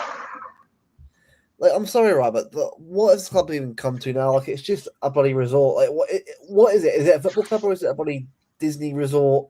You know, hotel, water park. Too late, Dash. I already have. It's meant to be formidable. It's meant to be open for the Brentford game, apparently. Oh, that's a game I'm looking at. Should I go be the tourist? They're looking at the Brentford game for it to be open at the moment. Well, Yeah, Luke, go- we might have to go sit in the north stand if we. fine. They're confirming that fixture on my birthday. They've still got a lot I of will work know to on do my though. When you actually, I need to do a walk once I'm fully fit again. I'll do another walk around of it. But there's still quite a lot of stuff to do. I mean, I'm going around Madrid that at home. area. I mean, Martin, I'm going Madrid at home. Is it next Yeah, week? I mean, when you go there, Luke, you have a lot. There's still quite a lot. Yeah. Like the main structure's a bit up, but there's still a lot of work to do in and around that area. It's still not. I mean, sorry, I've got to call it Medlock, whatever it is, the Medlock Square now. Medlock Hotel. What does that even mean at this point? No, that's because it's been. Is it Radisson or Nickel now or Darsham? Can't remember which chain's gone into to own it. Is it Radisson? I thought it was. I think so. Yeah, I think it's something like that. Yeah. It's one of them who've taken over the naming rights. Could be Steve. Could be. You never know. Honestly, right. I mean, we're certainly having the same run we did, although at least in the Champions League that season, RB Leipzig, that wasn't the most difficult matchup. Radisson, thank you. I thought it was. Oh, it is Radisson. Okay, I thought it was Hilton for some odd reason. Did they have Embassy Suites over there? I don't think they do. That is a popular chain. No, that is an American. Embassy Suites is an American one. They used to have the best brunch. The thing is, for me, My aunt used to stay there. They also had very cheap drinks at happy hour. She was a full-blown alcoholic, so she was obsessed with it. Go on, Luke. Yeah, so the thing is for me, right, with this season, right, look, obviously the stuff, with the club, I mean, I was going to ask you anyway, Mark, do you think, because of this new stand now, do you think prices will go up again for season tickets again? Probably. I don't know. It's weird how we're one of the few now that haven't been announced. Everyone else's is announced there. I think they're going to raise them because they didn't raise them this year, so I think they'll raise them. Well, I don't know. Again, this might be a question Nick can answer. I'm sure they said there was a price freeze for 2 years. Now, I might be wrong. Was it 2 years? Okay, my bad. I thought it was just one. Wrong. Now, listen, if they increase the prices, listen, for me, know your audience and look at the evidence. The stadium is not getting filled. Yeah. Why would you increase prices now when you're not filling the stadium? You look at Real Madrid at home. Normally, Real Madrid at home is sold out. Yeah. Actually, I heard contrary to that today. I had a stream with a Real Madrid fan. He said that they said that it's terrible with most games, unless it's a big game. He said it's pretty bad. No. By the way, I think it's. I don't think it's just a City problem. I think it's a societal thing. No, I think it's everywhere. The Bernabeu and the new camp are dead unless it's a big, huge game. Yeah. And it's because everyone's like raised prices, isn't they? That's the thing. The Bundesliga have it spot on. The Bundesliga have got it spot on. They've got everything there. It's for the fans. The prices are cheap. They're not cheap because they're not as cheap as people believe. You go and try and get a ticket for Bayern Munich Dortmund. There are cheap seats, but if you want a decent seat, it's still quite a lot of money. Well, it's good. It's a good €80. I'm planning to go to a Bayern Dortmund game the next season. So good. But so be good. But I don't know. I just think, for the dinosaurs like me, I don't think football will ever go back to what it was. Yeah, I think, and this is no dig Kelster before. I think it is too Americanized now. It's become too Americanized. It's become too get in, spend all your money. It's meant they want you to go in. Say your kickoffs at 3. They want you there at like 11 in the morning, and then you don't leave till 9 at night. That isn't what people do in the UK. That's not a UK thing. I'm not being funny. In the UK, we don't like frigging queuing for a ride in a theme park. Really you think we're going to spend 9 hours at a football match? You should have seen me when I was in America. With 2 hours early because they want people to. Yeah, with Pat 2 years ago when I was in America, people were loving it, and I was sat there going, "I'm bored shitless. Can we just get the game on?" Yeah. Yeah. Like, what are we doing? I don't want to spend $20 on a hot dog and a Coke. No thanks. I wanna sit in the corner, have my cigarette, go into the game. I'm on holiday. I'm not there for a 9-hour thing. What are we doing? Correct. It's all What your was he fault, for? Martin. It started with Stateside Blues. Stateside Blues, Martin. You're to blame. Am I to blame? You cheeky sod. Oh God. But see, No. the thing is when you go to the American, like it's very common to go early to a baseball game because you want to. If you watch batting practice, like chances are you're going to catch a ball, and you get to keep them during batting practice. Like so that attracts people. That attracts the kids to come early because they want to catch the ball. Like they're like people get really. They have their gloves. They have these little devices, like little cups attached to string to like pick up a ball that they can't reach over the wall or something. Like so that's kind of where that is probably coming from. But that's not really a thing in football, though. So I don't get why they would want people to come early. But I think I'd there's rather this be in the common pub belief across as the well. street where you're having cheaper But there's drinks. this, Kelsey, I think there's this common belief of we're asking for tickets for a $5. We're not. No. We're not course saying not. tickets should be a $5 either. What we're saying is, when Some of say the cup City games City should be. play, say City are playing Liverpool or United or Madrid, right? I get it. Charge a bit more. We know that. But City Yeah. versus Fulham, no disrespect, shouldn't be 70 30. quid. No. Make it 30, 40 quid. Leave Yeah. it 40 quid. 40 quid's, a good, reasonable sort of price for me. But we're not saying a tenner. We're not saying a quid a kid. This is the other thing people go, I think for cup games they should be that, a $5 for a kid or something like that. For the cup games, like, early rounds of the cup. Because that encourages people to come to the stadium. But yeah. Yeah. But Fulham at home, 70. What? Yeah. But I mean, for me, fair. and I've said That's this cheap for an before. American price. But but the thing is, that's how much they cost here. Like minor league hockey games are $40. Minor league. Give the tickets the lower level to a school in Greater Manchester. We shouldn't be giving tickets to a school in Scotland. No. Oh yeah. We should be giving them tickets in the Greater Manchester. Upgrade. You know what they need to do is they need to take off those stupid poles along the outside. They look so dumb. Was it like, the whole thing where they circled all those giant poles that stick up? They just look stupid.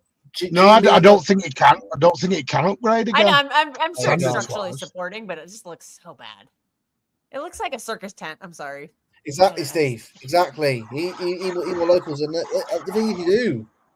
Otherwise, the club will lose. So, like Martin, as well yourself, right? Like the more you lose that local support, like the local family. Like, someone like myself who has kids, right? Eventually, can take my kids to go and see games in the future. I look forward to doing that. But it's more the ones that can go week in, week out, home and away, the ones that you can't lose. You lose them, then when you go shit, what happens then? But there's not even this. It doesn't even have to be a local thing, Luke. Nobody's saying we're not saying it has to be local. What we're saying, Kelster shouldn't have to pay £200 to come and get a ticket on top of a flight, on top of a hotel. Why should I pay 40 quid and Keller can't pay 40 quid? Exactly. Well, and why would I want to buy? And also, not to be rude, but like. I live overseas. Why would I buy a club membership? Why would I have to pay money to buy cheap tickets? Like that seems stupid. If I'm only coming for one. At the end of the day, actually, you're going about kits and you're going about this. Seats. Most people go on OK jerseys or DHgate anyway. A lot of people don't buy the kits from the bloody store. No, it's expensive. I had to do that once because I wanted to get the Club World Cup patch. That's my Bernardo Silva shirt.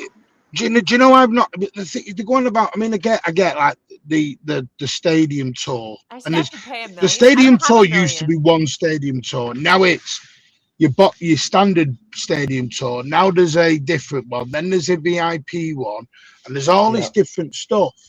And like when I went on it, and I was asking questions, and the guy went, "Oh, you're local," and he looked at me like he had 3 heads. Like, what are you doing on this?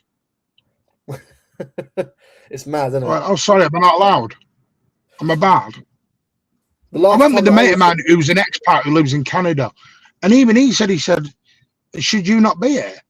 I felt like I shouldn't have been in that stadium, so I was bad from it for some reason. I need to do that because I wasn't in Manchester long enough to go on a stadium tour. I just went to a game. I didn't do the tour. The last time I was at a stadium tour, I was with a few Blues that were local anyway, and there was a good chance to them about the stuff. But that was back in 2022.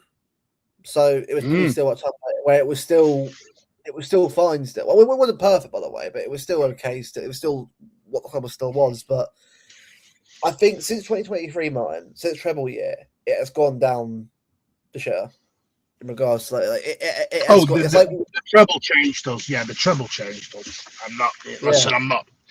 And this is no dig. There's people I've seen online and on shows, and listen, everyone's welcome. If you've been a fan, I get it when you win the treble, but I went to both. But some of them Twitter profile, Steve. I'm at the Etihad. Danny said this to me. Danny said to me once, "No, you're on a bloody tram. Behave. You're on a tram. That's not the Etihad. You're on the Metrolink." Huh? I missed the reference. You're on the Metrolink. There. That's not the Etihad. No, you said go on your Twitter profile. You're in the bloody. Oh, right. Okay. Metrolink. No, my Twitter profile pic is literally me at the Etihad. Oh, I thought it was that. Well, I thought you had a Metrolink one. No, anyway, when you're holding a bar. I think that's the pinned tweet of her in America watching the game. Oh yeah. Oh, that was on the club took that picture. That's on their Instagram. I'm not page. stalking you, by the way. but you can tell the way the club do. Have you ever noticed an hour before kickoff or 2 hours before kickoff, they put up that tweet, don't they? This is where everyone around the world's watching us from. Yeah. All right. So bollocks to like hey, 50 or 60,000 in the stadium. You know what I mean? Hey, I listened to your stream yesterday, right, Jack? That was a good stream. It's a replay. It comes back to what I've always said. I just don't have time when there isn't a balance. There has to be a balance. And it's that word balance that is never achieved. No one ever gets a nice balance. No, it's one way or the other way. And it shouldn't be. Also, Martin, the atmosphere as well. The atmosphere is so poor now. Like when I went before the stuff, right? The atmosphere was like in treble year, the year before that I was not going the year before treble properly. Like the atmosphere was incredible. Like it was really, really good because like everyone was together. It was much more of a fan base united behind the team at the moment. Now when I go, like it just doesn't feel the same. It feels like we've completed football. Luke, this is the problem. And this is what we forget sometimes. We have actually completed football. And we did it in 12 months. In that 12-month period, we won every single... But this is the bit I keep banging my head against. I'm like, we won every trophy we could. We won world trophies, never mind just the European ones and the league ones. We won the treble, we did the Super Cup, we did the World Club Cup, we did everything. It was like, and you think to yourself, I don't know, I think when you've achieved something, there's an old saying, getting to the mountaintop is easier than staying there. Yeah, facts.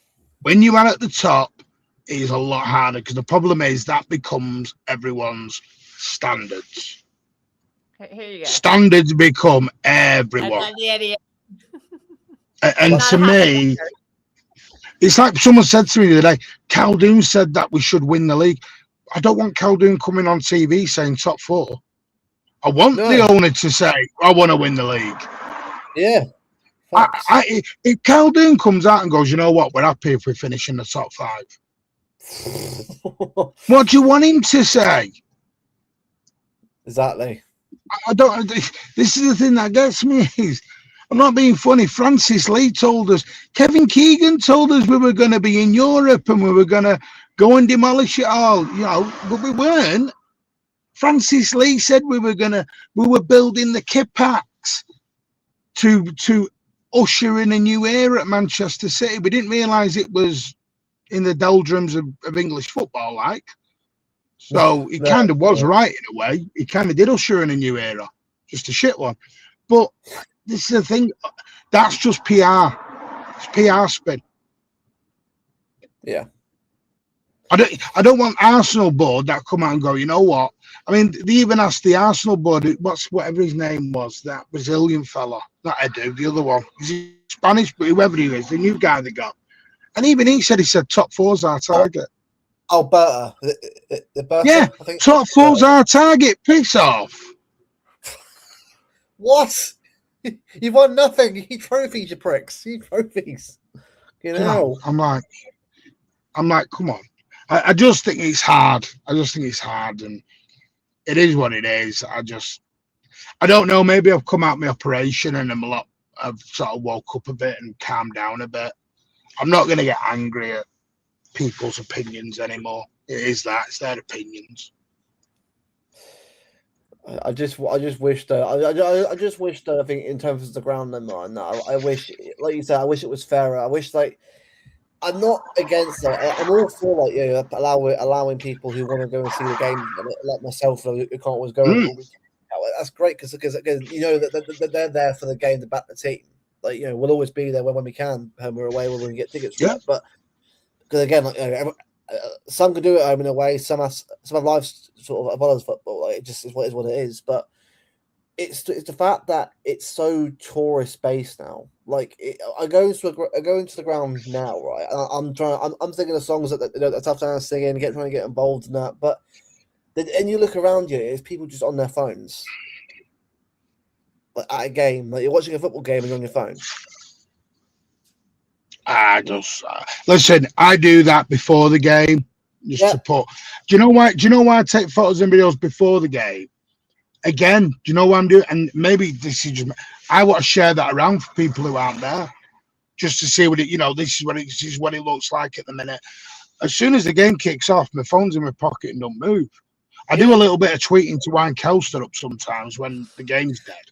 But 9 times out of 10, my phone is because I'm like, I have people in front of me that got the phones out all the time, filming the game. Watch the game. I don't get. There's got to be copyright issues. Watch it on telly. Save your money and watch it on the telly. You're doing the exact same thing as what you do at home. You're just doing it through a smaller lens. Yeah, it's like, who are you doing it for? I don't get. That's the bit I don't get. Like, who are you doing? Rajak is offended, Martin, because you're not sending him pictures. Well, tell Rajak to get on a plane and fly his ass over there. Oh, you fake fan, you Rajak. I will say though, Dash. I mean, I'm sorry, but every time I go onto the ground, like connection is dodgy in there. I get good signal or it's shit. So most of the time I'm off the phone anyway. In the ground. He knows I'm only joking. Rajak knows I'm only joking. Exactly. No, listen. No, you don't get signal in there. We'll have a big party when Rajak. I'll go over. Rajak, whenever you go, let us people in the States know. We could try to have a stateside blues reunion. I know, that'd be good actually.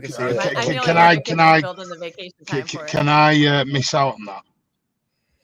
Can I give that? It is shit.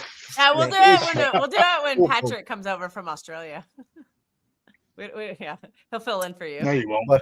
Actually, Patrick doesn't stay in Manchester. I remember the Wi-Fi at the Etihad. Recording a penalty. Recording a penalty. Come on. Yeah. Just funny. The most embarrassing one was the one at Liverpool this season when you got a penalty in like the last minute and every fucker's got the phone out in front. I'm like, what are y'all doing? This is not what you do at Anfield. This is well. See, when I went to the game, that game I went to, the guy I was with wasn't a City fan, so I just was like, "Can you just do all the recording so I can like sing and clap?" And it was all in vain because like I was in the. What do you mean he wasn't a City fan? So what was he doing in the stadium? Going with me. To do what? Like we went on the trip together. Like we went to. Was he like your fella or something? Was he your fella or something? Yeah. Oh right. Look, again, I think that's probably a UK thing. I would never step foot in another stadium if it wasn't my team. Oh. I think I'm too. Well, we both came over from America, and we're both footy fans. No, I don't. I think I'm just talking for me. Flag. I think I'm too. Yeah, what are you doing? I'm too I'm too nasty to walk in another stadium with City out in there. I'd be like, why am I here? We went to Spurs just and couldn't Nottingham do it. Forest at the Spurs Stadium. Nottingham Forest. No, I couldn't watch. I couldn't go to another football game if it didn't have Manchester City involved. I don't see the point because you know what it is for me. I've no attachment to it. Tarek, I don't think Tarek. I'm not like any. If you pay the money, do whatever you want in the stadium, as long as you're not disrespecting anyone. Yeah. So, again, I think it's the reason they record penalties is because it's harder. You're not just gonna say. I mean, the only way to record a goal is to have your phone open the whole time. So at least it's like a set moment where you can. Yeah, I then can't you do can that. put your phone away. But how do people record it when you've seen people who like got the full build up to the goal? Yeah, like how you must have your phone just there, like going. I'm like, what are you doing? Yeah, Red Jack, you're gonna get some hate in advance already. What is this? What's he saying? What's he saying? Oh, Brentford's. Oh, vlogging. I should have scored. Don't do it in the UK, bro. Don't do it in the UK. Vlogging is not. Should have scored right now. No, I think it's a culture thing. I think it's a culture thing. I think when some will go. I think this sounds awful. I know it's because I've been in America and I've been to an event in America. I know what it's like over there. It's like it's a day. It's an event for them. It's like a celebration of football and the sport. For me, I want to go there to Jeff, fight. Not fight, but like be angry and just get all my stuff out. Honestly, I mean, you ask Nick Jackson. Nick Jackson, right? Nick Jackson and my son had a 10-minute tete-a-tete at Sunderland away, right? And I just sat there smiling my head off, trying to sing. And Nick Jackson and my lad, and we're just going at it like two old women in 10 minutes over documents of email. And I just sat there going, please stop the turn here. It was funny as well. Lads has good vlogs too. I'm just gonna say that. I like CFC Lads. I like his content. No, I get it, and I've said to Luke, I don't think it's a good thing. It's each to your own. It's each to your own. But the thing is, you can have a discussion and you can have agree to disagree, and I get it, and people can, and I think it's healthy for people to have a good debate. I think it's healthy to understand other cultures as well, but I think there's a difference between understanding the culture and then trying to bring that culture into something that doesn't work. Yeah, there's a difference between experiencing the culture and trying to do the culture, if that makes sense. It's like me. I would, like I said, when I went to America and I started chanting like I was in the Etihad, the looks I got. Yeah, and I knew straight away, yeah, this is not something I should be saying. If England play USA at the World Cup, by the way, you're about to get the most brutalist chance ever seen. Oh yeah, if they start the Mexican wave, start the Mexican wave. Nah, that you're getting shit for that. You're getting shit, and you're gonna deal with it. We don't care if you're I'm very against the wave. That's what Dodger fans do. So. Well, like I said, me and Pat were there and they started singing "Let's Go City, Let's Go." Yeah. And me and Pat were singing, "What the fucking hell is that?" Yeah, we don't do songs. We just have like chants, and it's like the same 2 or 3. Like if you're watching an American football game, it's like defense, and then they play the organ music to like, and then people do the defense. Really... What's that? Defense. Well, in American football, that's a thing.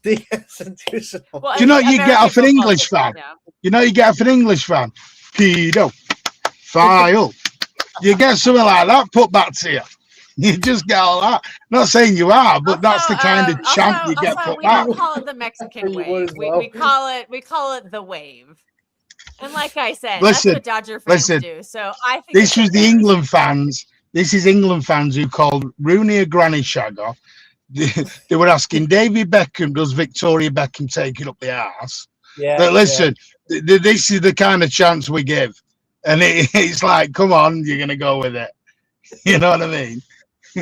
Nah, you're right, Oh. DC. It's not. It's done everywhere. Wrigley Big Field is illustration. big. Big up DC. I Have a good hate the time. Dodgers, so any chance I can rip on them, I'm going to. Yeah. Look at the Jimmy Savile chance at Leeds United. Oh, Jesus. I'm like, come on now, guys. You couldn't do that anywhere else in the world. Well, see, the thing is we can't get those really going because they kick you out of the stadium. Yeah, exactly. That's what I mean. They call it abusive language. I once told the kid to fuck off at a Giants game. That's why I got told off then when I called the referee to see you next Tuesday. And they were like, whoops. That's when I knew too much. Whoa. From Modesto and Tracy, get out of here. I'm from San Mateo. I'm not from fucking Tracy or Modesto. I grew up going to Candlestick Park, freezing my ass off. Listen, for me, I think there's a place for every sport and every culture and everything to be involved. I just think you've got to be careful where you do it, what city you're doing it in, what area you're doing it in.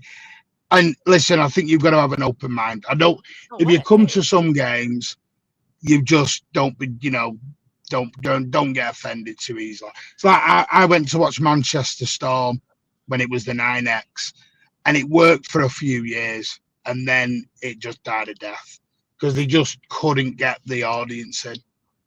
They weren't into it all. It just died, and it ended up going from the 9X arena that held 20,000 into Altrincham ice skating rink, which held about 300 people. It just died. No one wanted to know it. It's just, that's why I think there's certain sports like cricket. You probably think people in America or where else might think cricket, what the hell? And people spend thousands to go around watching a man just hit a ball with a bat. Well, we have baseball. No, trust me, baseball is more entertaining than a game of cricket. A 5-day series of cricket. Cricket is boring. I love it because I grew up watching it. That's where you go and spend a day at the yard because you literally don't know what's going to happen in a baseball game. Because like the game has to end, and sometimes if it goes extra innings, like you might be there for 2 full games, and each game is between 2 and 3 hours. Yeah, I mean a perfect 19 innings. Sometimes there'll be 20 innings. You're just like, what? It just goes on and on and on. I've been to Wimbledon here. Over 50s in the chat. I took a mate who went to the US Open in Flushing Meadows, and he said the US Open and Wimbledon are it's like a different sport. Because in the US Open it's a bit more lively. He said Wimbledon, if you cough, they're threatening to kick you out. Yeah, it's like no. I just think. I think it's just cultures. No, they go mad at you at Wimbledon for anything. Honestly, Wimbledon is you don't dick around there. That is not my sport. I used to play tennis. I like tennis. Snooker's the same. It's like snooker. Not everyone I love snooker. I love watching snooker. I have no idea what that is. It's pool. It's pool. It's not pool. Piss off his snooker pool.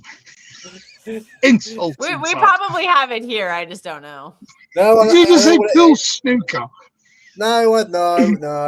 It's like that's what Luke said to me. Hang on, you're the Luke.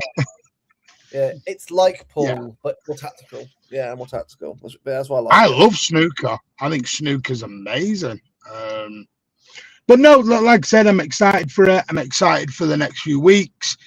Nick's asking me about the away game. I'm not at West Ham because I wasn't sure if I was going to be fit enough to get back to the West Ham. My next away one is Wembley Stadium. Wembley, oh, nice. Well, I've had a good time anyway. I haven't got to get for it, so I've got to have a good time there. Is what it is. So, it sold out quickly, and I understand why. It's Arsenal. I get it. It's a final of that magnitude. I'd rather everyone goes. That surprised me. I've got a feeling there's going to be Arsenal fans in our end. Possibly, yeah. Possibly. There was last time. Nick, and just if Nick's in the chat, are you in the lower end? Because I'm in the lower. I'm in the day seats. I treated myself. Because usually with me, I either go in the gods or I've been down near the bottom once when I got a ticket for it, but I never actually, if I get a ticket for it, it's spare, sure, but I'm not expecting much really. I'm 894 below. Fair enough. One. What is the old 134? I can't remember where I am. Where am I? I know, book my parking. I'm in the blue car park. So yeah. And I know we've got the green man. Apparently, we've got the green man. So Linny's already agreed he's going to help me up the hill. To be fair, I know that's like go up that hill. It's a nightmare. But twice now, bloody nightmare. But no, honestly though, I'm not, like, if I was going mine, I wouldn't be nervous. I'd just be enjoying the day. Look, at the end of the day, right? You cannot tell Canadian football what will happen. Like, you can't go there and worry about thinking, oh, what if we lose? We lose. It's football. Yeah. Like, everyone worries so much now about losing to Arsenal, about the banter. They don't like it. Get off X. Get social media. That's all I'm going to do. If I have to win stuff, as I chat and shit, I'm off.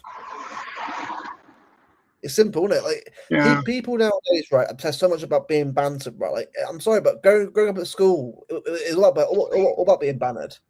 That was the fun about football. You banter your friends. Yeah, banter's part of it. It's part of it. If you can't listen, there's banter. I just think people have. My only thing with banter is, I think people have taken banter too far now. I think they think personal insults is banter now, and I don't believe it is. I don't think that is banter. It's like, to me, banter's meant to be something you laugh about, not laughing at someone. That's not banter. I think if you're going to do that with someone, they have to be a close mate, or know them. Yeah. On YouTube, you're not going to get that really. No, the trouble is with YouTube, people are after easy clicks and easy views now. It's like you would look at YouTube now, there's very little proper football analysis that goes on. It's all sorry, we're too busy whining. No, it's all, I'm no more than you. I was right, you were wrong, this, that. And it's like, let's talk about the game. I keep saying about Roger and Nico. No. But I keep saying about Marmouche. I'm playing into this now. Tell me about Marmouche. Just saying. No, but it's like I said the other day. I think I said it last night on the show. Because you constructively criticize a player on a certain part of the game doesn't mean then you are slagging the player off in general. No. There's a total difference between that player had a really bad 30 minutes. That's not you saying they were shit. This is what people don't listen. People are listening to react than they are to listen now. Yeah. They're listening to react to it straight away. And it's like people think I hate Kushinov, but no, I think Kushinov's going to be world class. I'm just I don't see a thing of slagging Diaz off to put Kushinov up. Why can't we just have them both? You do have a Nico G agenda, don't forget. But I don't. I think Nico. No, my thing is that I know you're joking, but my thing is Nico G's not nowhere near Rodra. That's just factual. Oh, yeah, I know, but he's not Rodra. He is. No, but people are comparing him to Rodra, and they are saying, "Oh, Rodriguez, we got Nico J." It's like the Haaland stuff now. But see, the thing is we can still play very good football with Nico G.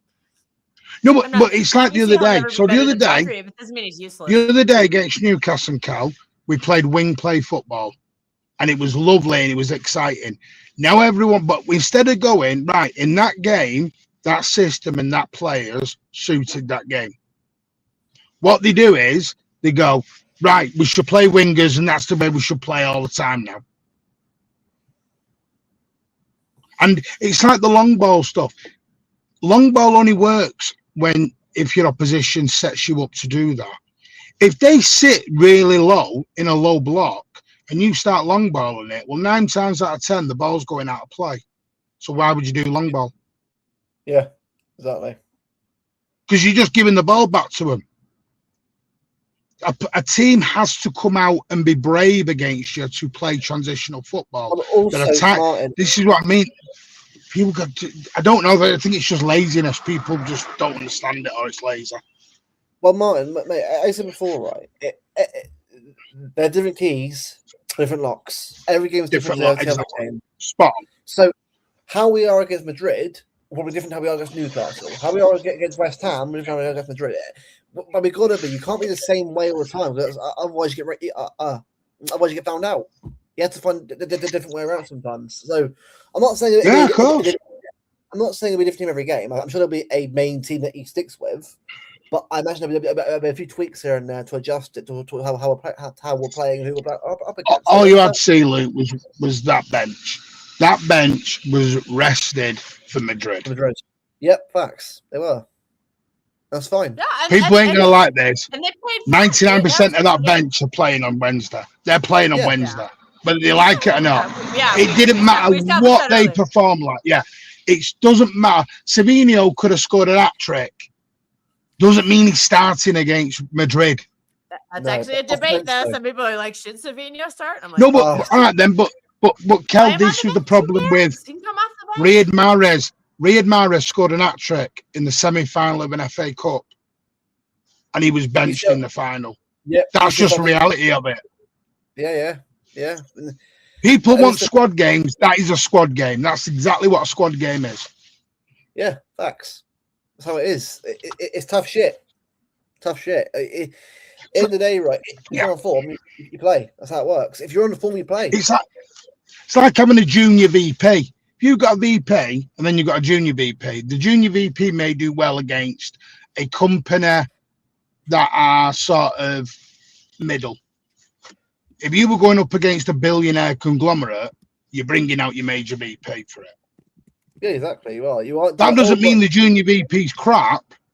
No, he's just learning to come into that role. Yeah, facts. That's the way I look at football. Like, I want Pep to play the best team and the right team for each game. I don't give a shit who plays. So as long as it's the right team that plays the game and we win the game. Yeah. The problem is, man, player FC, right? End of the day, right? All you're doing is wasting your own time. Be a fan of a football club rather than a fan of one player. Like, for me, that comes down to Ronaldo and Messi and that era of Ronaldo and Messi fanboys. Like, everyone now wants to be the fan of the next player, like Mbappe, Haaland. They want to be. And the problem is that's not football. That's just you liking a player. I love Kevin De Bruyne. I love him to bits. He's my favorite City player, probably my favorite City player of all time. But it doesn't mean that I thought he has to play every game.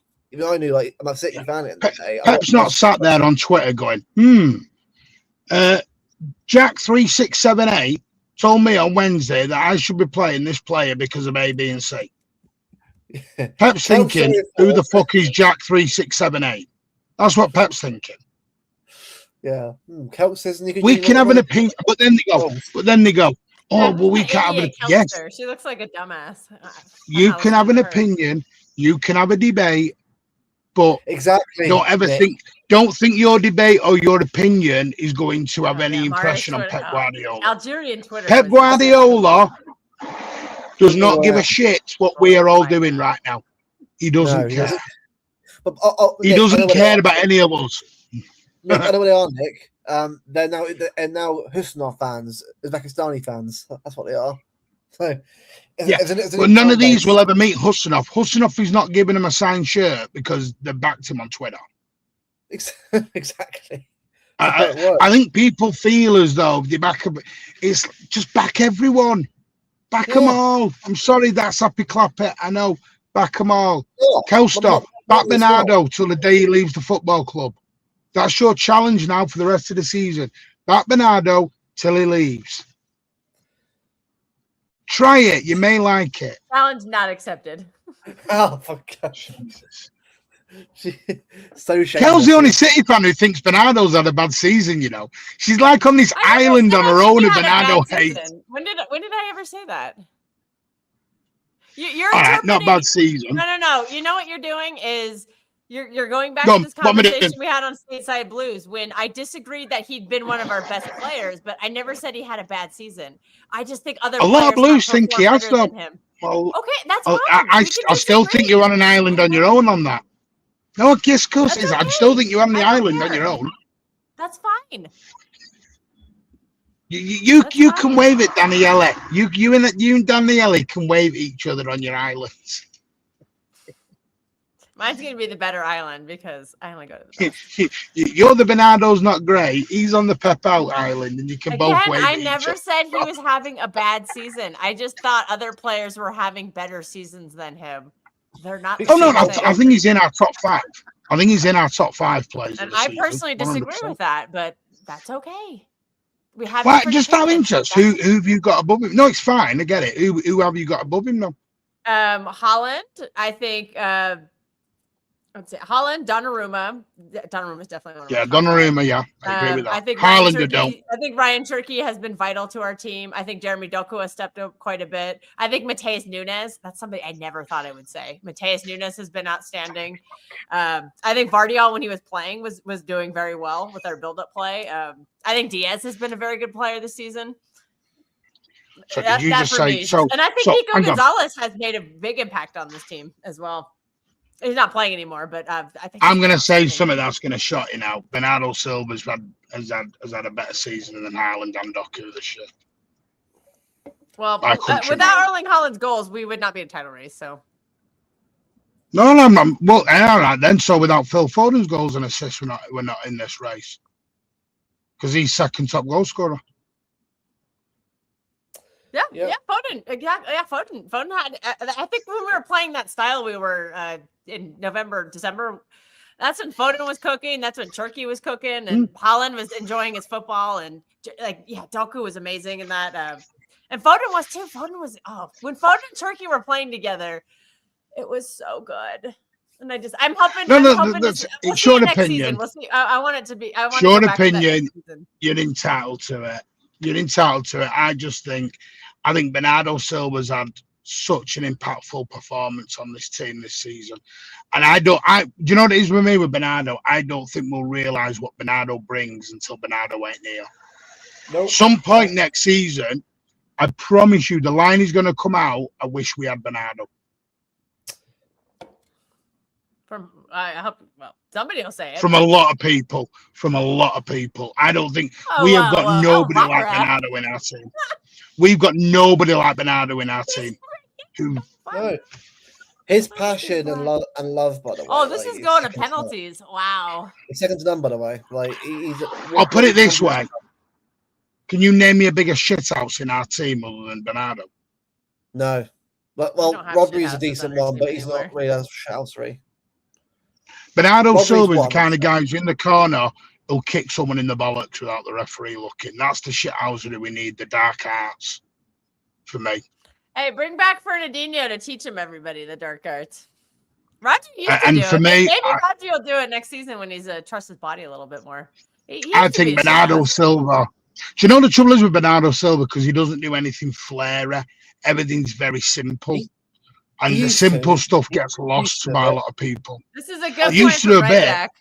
Luke, can you bring up this comment from Ryjack? Yeah. Has anyone said, I wish we had KDB this season? Not really. I think we will just move on. Yeah. No, I have, because I've seen people. I think we will just evolve as a team and I've heard some say that. Generation. Yeah. I've heard some say that. I think if Kevin won unbelievable a lot of people last say year, they miss David Silva more than I've heard David Silva come up more. They're like, oh, I wish. I think Kevin De Bruyne is like. I think the way. I don't want to say it because it sounds like I'm being disrespectful. I think when they saw him get injured, they're like, yeah, I don't miss him. KDB's last season didn't sit there and make you go, ooh, if you know what I mean. You kind of knew he was coming to the end. And it's sad. It's a shame, isn't it? It's a shame because I think he deserved to go out on one last tie as club captain to the trophy, the FA Cup. He deserved that. It was like Aguero. We knew Aguero was coming. We knew Aguero was coming to the end with the way things were going. The only one, I think David Silva was probably a little bit different. David Silva still had it. He wasn't declining in his performances. I think David Silva was there was still that thing with David there. I think with Kevin, the injuries just sadly caught up to him. Well, Martin, even was it in 2024, right? He came back as Newcastle and lit up the entire pitch, the goal and assist. And then Madrid, so like, imagine he scores that goal at the end, second leg, and we're in 2-1. He scores 2 goals off the bench at Madrid. That's that's what I mean. Even when he wasn't fully fit, he was in big games like Palace away. That unbelievable strike where he absolutely curled it in. That's how good Kev was, wasn't it? As good like Kev, even his last good year, I'd say he was still world class. What he was doing. I think where Kev lowered a bit was he was still doing it, but he wasn't doing it against the top teams anymore. No, I think that's when you noticed it a little couldn't get bit. it together. Yeah.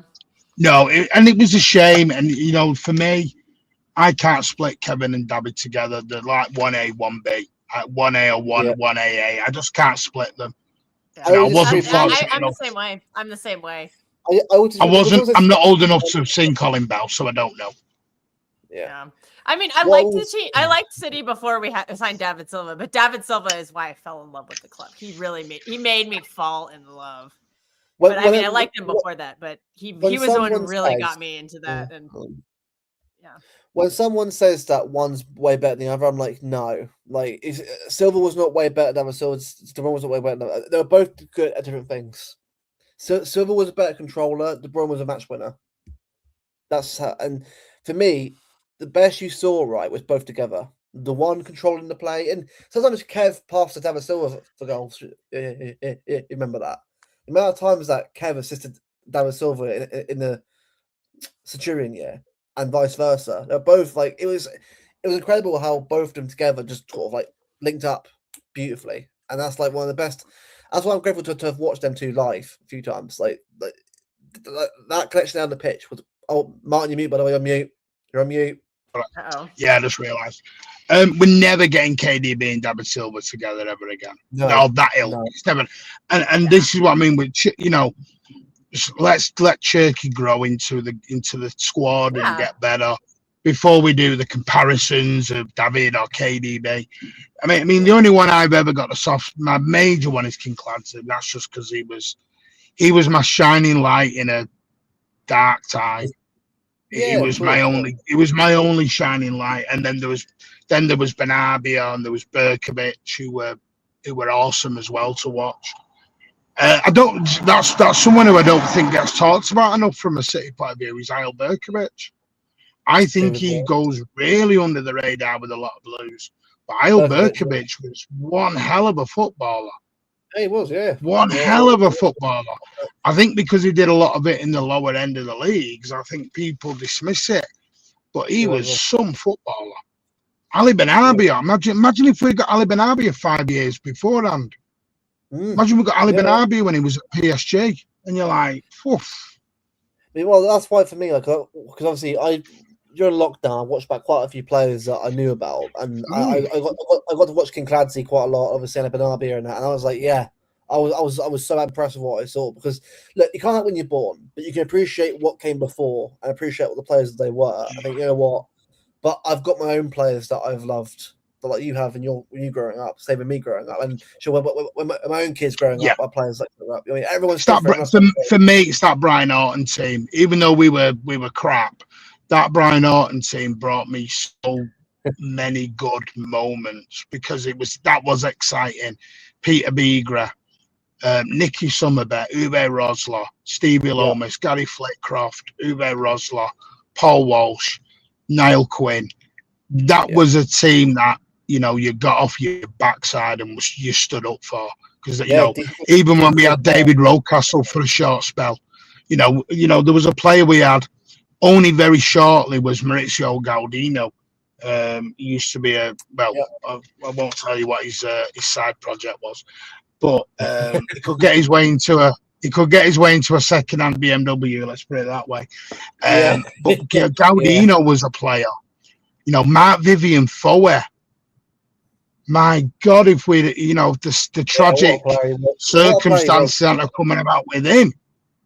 Matt Vivian Foe was Yaya before Yaya was. Matt Vivian Foe was amazing. 1995. Yeah, I've seen that game actually. I've watched it. I was going to watch actually because that was a good game. You know Well, what, under Brian Orton, Luke, we beat Everton 4-0. We beat Spurs 5-2. We gave some trouncings to a lot of teams, and it was exciting. Mm. But I suppose I think sometimes it depends what you like in a player. Everyone's got likes and dislikes of a footballer. Yeah, well, Martin, if I go back in time, never warmed up to him. Never warmed up to one shot. No, couldn't warm up to him. I mean, chat, I'll ask you. Sean Goater, I know he was good, but how good was he from you, Martin? Sean Goater. He was a shit footballer. Right. Listen, I'm going to say it straight. Sean Goater was a legend of our club, and he was a cult hero and everything. He scored goal. He scored goal after goal. Was he a good footballer? Not really. Oh, no. Not really. They went to pens. I think West Ham are going to advance. Oh, sorry, Mark. But I'm never going to say Sean Goater was bad. No, and he can be formidable. Nothing is better than the Pep era. Nothing is ever going to touch the Pep era. Nothing. Yeah, no. Nothing. Paul Dickoff, by the way. Paul Dickoff was not a good footballer. He wasn't. Was an absolute shithouse bulldog who scored goals. He wasn't a mesmeric footballer. Would you say that Dickoff was Dennis Weiss? I'm not saying I know that's a bit of a weak comparison. Yeah, Paul Dickoff was a shithouse of a player who kicked. Paul Dickoff, exactly what my father said to me. He's the kind of player you want playing for you and not against you. Bernardo Silva, then. Yeah, you listen to Liverpool fans, Arsenal fans, United fans. They all hate Bernardo because they call him a little rat. He's a little rat to them. Why? Because he's ruined them. He's ruined them. That's why I always say, if you hate a player, if you hate a player so much, that means that they've done something good for you. It's like, when people boo players, you don't boo shit players, do you? Well, Bruno Fernandes. Sometimes. Bruno Fernandes. Sometimes you boo shit players. Listen, we do boo Bruno Fernandes. If Bruno Fernandes was in a City shirt, we wouldn't moan. We'd do the opposite. Oh, Martin, how we true probably was would it love his antics if he was. How true was it that we were after him, Martin? Because I remember seeing it at the time. Was it? Yeah, we were after him. We were after him. It wasn't as close as people said. We weren't after him. We were after Fred. We were after a few of them. United just had a period where they went through everything we did. But Harry Maguire, another one we're after. Yeah, they wanted Maguire. That comment about being a cult, one of those cult legend type players. Yeah, those are very cult heroes. Big cult heroes. They don't have to. No, listen. Albert, yeah. There's a reason. Listen, go to me or to Nick or to Steve Black or to Ash or whoever's an older sort of fan. Formidable. They're always going to look at Sean Goater and Dickoff and Andy Morrison as brilliant players and proper footballers.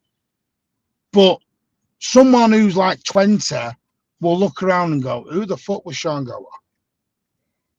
Oh wow, Barry Bennell. Wow, because and that's. But I think that's just a. That's just a foot. I think that's just comes down to what you saw at the time. Well, also as well, right? I mean, Nick says about no respect. Imagine Keith Curl in 2026 football, Luke. Jesus, Well, also, I watched. Was it Raheem Sterling against? Is it Breda for finals? Like he looks so. Honestly, that guy, man. Look at his body type, man. He's not the same player anymore. Yeah, Raheem Sterling. But at the end of the day, Luke, me growing up as a kid, Nick growing up as a kid, Formidable growing up as a kid, that was what we were used to watching. We weren't lucky enough to say, some of them will have been. Some are older than me, no offense. Some will have seen, like my dad saw Colin Bell. He saw that team. He saw the Tony Butt, the Joe Mercer, the Malcolm Allison teams. He saw all them. My dad was young enough to have seen bloody Troutman and all them. So Okay, yes, well, they've seen it, but me growing up, I'd never seen players like that. no, I'd seen them on the TV, I'd seen them in a friendly, whatever, but I didn't. This is why King Clancy was so adored, because King Clancy was like our Pele. He's nowhere near Pele, Wow. but he was to us because we were like, Maverick wow, players. you know, it's like we a weren't player used to called, it. there's like a player called Marion Bahar who's played for Southampton. He was a player that I think a lot of people around my area know about. What a great example, Yeah, mate. Marion But Pahars. at one point, Martin, Southampton and City were very similar at one point. Very similar clubs at one point. Before obviously now, like very similar, like working class clubs and that. Both obviously up and down the leagues and that. But Marion Bahar was a player that a lot of people don't know about here go on about quite a lot. And obviously busier, but you know. But, yeah. Can I give you another? And this is one that does really split people, and you'll know what I mean by this. Matt Letizia. Yeah, A lot of people. I think Matt Letizia was a mesmeric footballer. I thought he was superb, sublime. Yep. But he's never talked about in Legends of the Game a lot. No, he was never an England regular. He was a bench player for England a lot. He was a bench player for England. You know, there was a guy, you know, but for me, some of the things Letizia did, some footballers would never dream of trying that because they break their legs. That car's doing amazing because it's lighting me up. Oh, it's turned his lights off. That free kick, flick up free kick. Every time I watch that, it's still to this day incredible. That goal that he would park when he left Tim Flowers on his ass. Yeah. Do you know what it was to me? City always had top players, but we always got them at their end of the career. So David James, David Seaman, Schmeichel. You know, we got players. Peter Beardsley. I had to remind people Peter Beardsley played for City. Frank Lampard. They always came at the end. The difference with Pep or the Sheikh Mansour era is, oh, keep going, mate. Thank you for that. He brought us these players in their prime. So your Kevin De Bruyne's, your David Silvas, your Yayas, your Agueros. Listen, that's why they've got statues. That's why they've got statues, because they were world talents. World talents. Yeah. But it doesn't mean I dislike Goater any less. Yeah. Because Goater will always be in my heart. Dickoff will always be in my heart. That's just the way it is. When Dickoff left City and went to Leicester, it broke my heart. Yeah. I cried. Dana as well, yeah. Matashilia. Jason Denier. Has he just said Jason Denier? Dana, not Jason. Not Jason. Oh, Denier, right. I thought he said. I've not got my glasses. I thought, is he saying Denier? Jesus. John Guidetti. Jason Denier. Do you know what it's a bit like? Joe Linton. Joe Linton is a superstar in the Northeast. Take Joe Linton out the Northeast, no fucker puts him anywhere near the top midfielders in the Premier League. Yeah, exactly. Joe Linton is a superstar in the Northeast. Bruiser. Oh, but I think so. That's why I get the Joe Linton stuff is like our legends that we had back in the day, because they meant stuff to the club. They loved them. But we knew Paul Dickoff, Andy Morrison, they weren't legends in football. No. But I wouldn't have swapped Andy Morrison for anybody else back then. Jesus.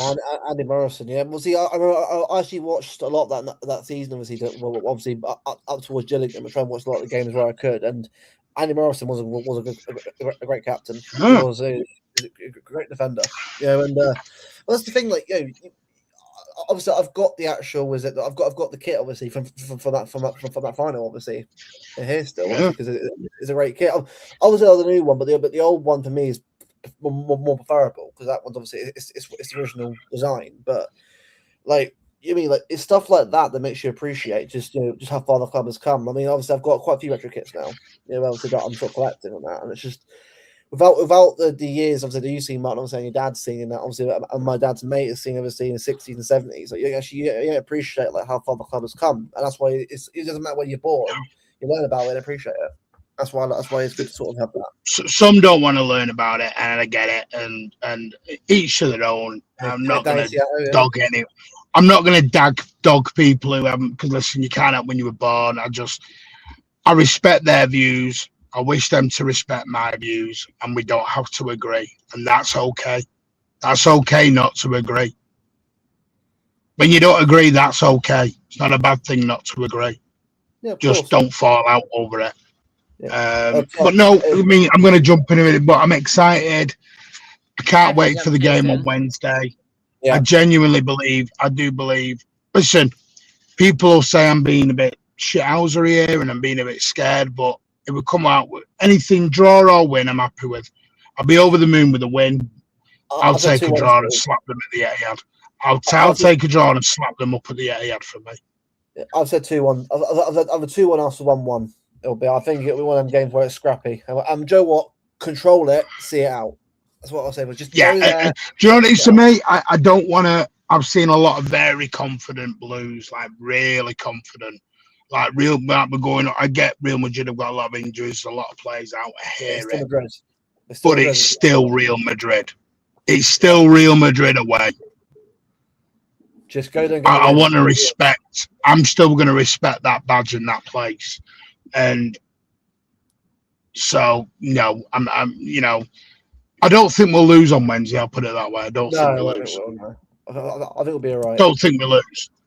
I think a clean sheet, by the way, is great. If we got a clean sheet at the Bernabeu, mate, that's incredible. If we do that, I'd be a wonderful achievement. Because I think people were saying 3-0 and that. I think it'll be nice, but I'm being realistic. I think 2-1 or 1-1 because I'm going to get Etihad with everyone back ready to go and just go for it. Go out them at home. We'll be all right. Oh, I've got a bit of breaking news on that, by the way. Actually, so I'm sorry. I'll say, me and Tone doing a watch along on Saturday night. Looks like. Oh yeah, nice. So Kelly, you can have some competition on your watch along. For your watch along for West Ham, me and Tone are gonna.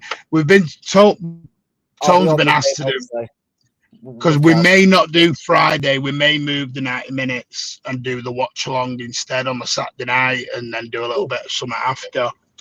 So that'll be fun. Well, obviously, I can't do watch on. Obviously, next Tuesday. Obviously, I'll be at the game at Etihad next Tuesday. So I'll be. I'll be. Yeah, I'm at the Etihad next year. I'm talking for the West Ham game. We're going to do it for the West Ham game, which will be fun. But Martin, the whole point of this is running right. Is to play the big teams because I think playing the big teams is good because it keeps you motivated throughout the season. I think if you're playing easy draws, yeah, it's good to get to the finals, but you want that motivation, that pressure because it keeps everyone hungry. That's what you need. Because I think it's like Anfield, isn't it? Doesn't matter what the Liverpool team is, you still go to Anfield with a bit of trepidation in you. Of course. Doesn't matter what team or what form Liverpool are in, you still go there with a bit of, oh shit, it's Anfield. Well, man, if we get through right and we play Bayern would be a ridiculously huge game in itself because that'd be a great game to watch, by the way. Bayern, that'd be a great game. Obviously, we're not there yet. Let's get Madrid first before I talk about Bayern. But I don't think Bayern would be a good game because everyone will go, Vinny Company, rehearsals for the City job. That's all that build-up will just be Company and Pep. It'll just be Company. Yeah, just batter Bayern and get them out of the way. Get PSG Company, the next City manager. You know what I mean? That's all I really want to talk about. Yeah. But look, I'm still not ruling out Pep extending, you know. No, neither am I. I'm not ruling it out. I think it'll stay longer. I think he will because he doesn't look or sound like a man who's about to leave in a year. He doesn't sound or look like it. My God, is he more animated than he's ever been? But I'm being real though, Martin. I don't want it to be another 2-year deal. It's got to be a long-term contract at this point because I'm bored. Oh yeah, I agree with that. Yeah, it's got to be a 3 or 4 year deal. I can't be doing every 2 years. Oh, Pep extending again. Yeah. I'm bored of it now. I want a long-term. Minimum for me, minimum 3 years. Minimum. That is minimum. Has got to be 3 years. Yeah. And it said like this is my last contract, last 3 years. Perfect. I'm happy with that. Last 3 years, and then we know. Cool. And then we'll come to the end and we'll go, just do another 3 years. Then we'll do another. Right, never leave us. Just don't leave. 100 years of Pep, he's still here. He was 100 years old. All right. Do you know what it is? I just think 3 more years, 2029. That's when Company's contract comes to an end at Bayern. Yeah. I know I'm living in dreamland, and I've got them up there with the fairies at the minute. I just think it's a nice fit. I keep saying I don't think there's anyone better out there. There's no one better than Pep Guardiola out in that market right now. Imagine he goes out right, winning the UCL and the Premier League right as last season. Imagine that, and let's say he wins. Even 2 would be unbelievable, right? But let's say he was to match United's 3 by City. It would match United's 3 UCLs City. Well, I mean, that'd be great. Donnarumma, Donnarumma. I think could be a difference in the Champions League. I really do. We've got the players, by the way. Despite what some people think about him. Yeah, but that's a whole different conversation. But no, look, honestly, I'm excited for it. Bring it on. Let's go. Yeah. Oh, I can't wait. I can't wait. We'll just see what happens this year. Yeah. I'm excited. Listen, we're 11 unbeaten, 12 unbeaten, something daft like that. Yeah. I'm excited for it. Can't wait. Let's, we'll see where we land. See where we land. This is what we asked for. Let's be honest. A lot of people didn't even have us anywhere near this situation. In March. A lot of people had us nowhere near this. No. 5th. If we'd have go back to July last year and we said City would be in all 4 comps by March, some would laugh at you. Yeah, and here we are. Never would have predicted it. Well, no, I said second place. So, again, I'm going to say second place at the beginning. I figured we would be second place by a wide margin to Liverpool. Yeah, but that's what we were. Someone name it, and someone name it someone better than Pep. Then this is Pep in a transition time. Jesus. Yeah. Well, imagine when we, like I said, imagine when we get going. Well, if we're in Budapest, Danielle is going to be on that island for a long time. I'll buy the first round. Look, I'll say it now. If we're in Budapest, I'll buy the first round. That's all I'm going to say. We'll see where we are. 6 games. It's a big 6 weeks. Just enjoy it. 1 game at a time. I think this is going to lay the groundwork for next season. We may come up short this season, 100%. But I think we're going to build the foundation for next season. Oh, Pep said it, by the way. Pep said like next season will be even better. He said it. He said this year. You think if we could this year? Next year will be even better. It's Martin Froden. Yeah, I agree. I think we can only go up. We can only get better. And I like what I'm seeing. Let's just see what happens. Let's just enjoy the ride. And okay, we're gonna get emotional. We're gonna freak out if we drop points, but who cares? Well, look, at the end of the day, right? All I really want is a trophy, minimum. If we get a trophy, right? I know it sounds quite limp still after going all this way. Oh yeah. I'm gonna jump real soon here too. Yeah. Well, I'm going to end it anyway. But I just want to say, I just want to end it. Right? I just want to see this team just go as far as they possibly can. I'm not asking to win everything because again, it's not going to happen with this team. And who knows? But I'm being realistic right now. Again, Kels, if we win all this team, this is the best everything that's ever done. If we somehow win everything, wow, I don't know what I'll do. I think Pep, by the way, is the greatest. I don't know what I'll do. But Nick, exactly. I said that League Cup second. I know it sounds minimal, but I said progression. I know right now it's going to sound really small where we are right now, but again, that's still great. Carabao Cup because UCL, right? Madrid, right? I think we should get through Madrid. We should do on where we are right now. If Bayern knock us out, I'm going to be upset about that because Bayern are a good team. However, give us Bayern. PSG are crap right now. They're really, really poor right now. Like all up and down, I'd say, more than crap. I just think we've got a good chance there. But again, 1 game at a time. You can't. Yeah. You can't. Exactly. Yeah. I'm still at 1 game at a time. I know, right? Neil, I know, right? Yeah. That's fine. There's nothing wrong with that. Yeah. Exactly. It's a whole different era, a whole different standards now. We're a whole different team, and that's great because this means that we're now going fresh into a new run-in. Let's see how we do. So Wednesday, I'll be on with you Wednesday on your watch along. Okay, that's perfect because I start working around halftime. That's cool. So. Yeah, I'll watch you guys obviously, and I'll sort of chill with you. But next week, obviously, I'll be at the game next Tuesday. So I'll still be doing the watch along when I start work. I'll just have to move rooms and stuff. And Ash. Right. Before we end, predictions for Wednesday. I'm gonna go 2-1 City. Yeah, so am I. 2-1. I've been saying that in other shows, so I have to. Yep, Lenny. I have to. So I have to stay consistent. So I predicted 2. That's still good, by the way. FA Cup would be unbelievable. That would be insane. Also, we need to fucking win that FA Cup because we can't lose 3 FA Cup finals in a row.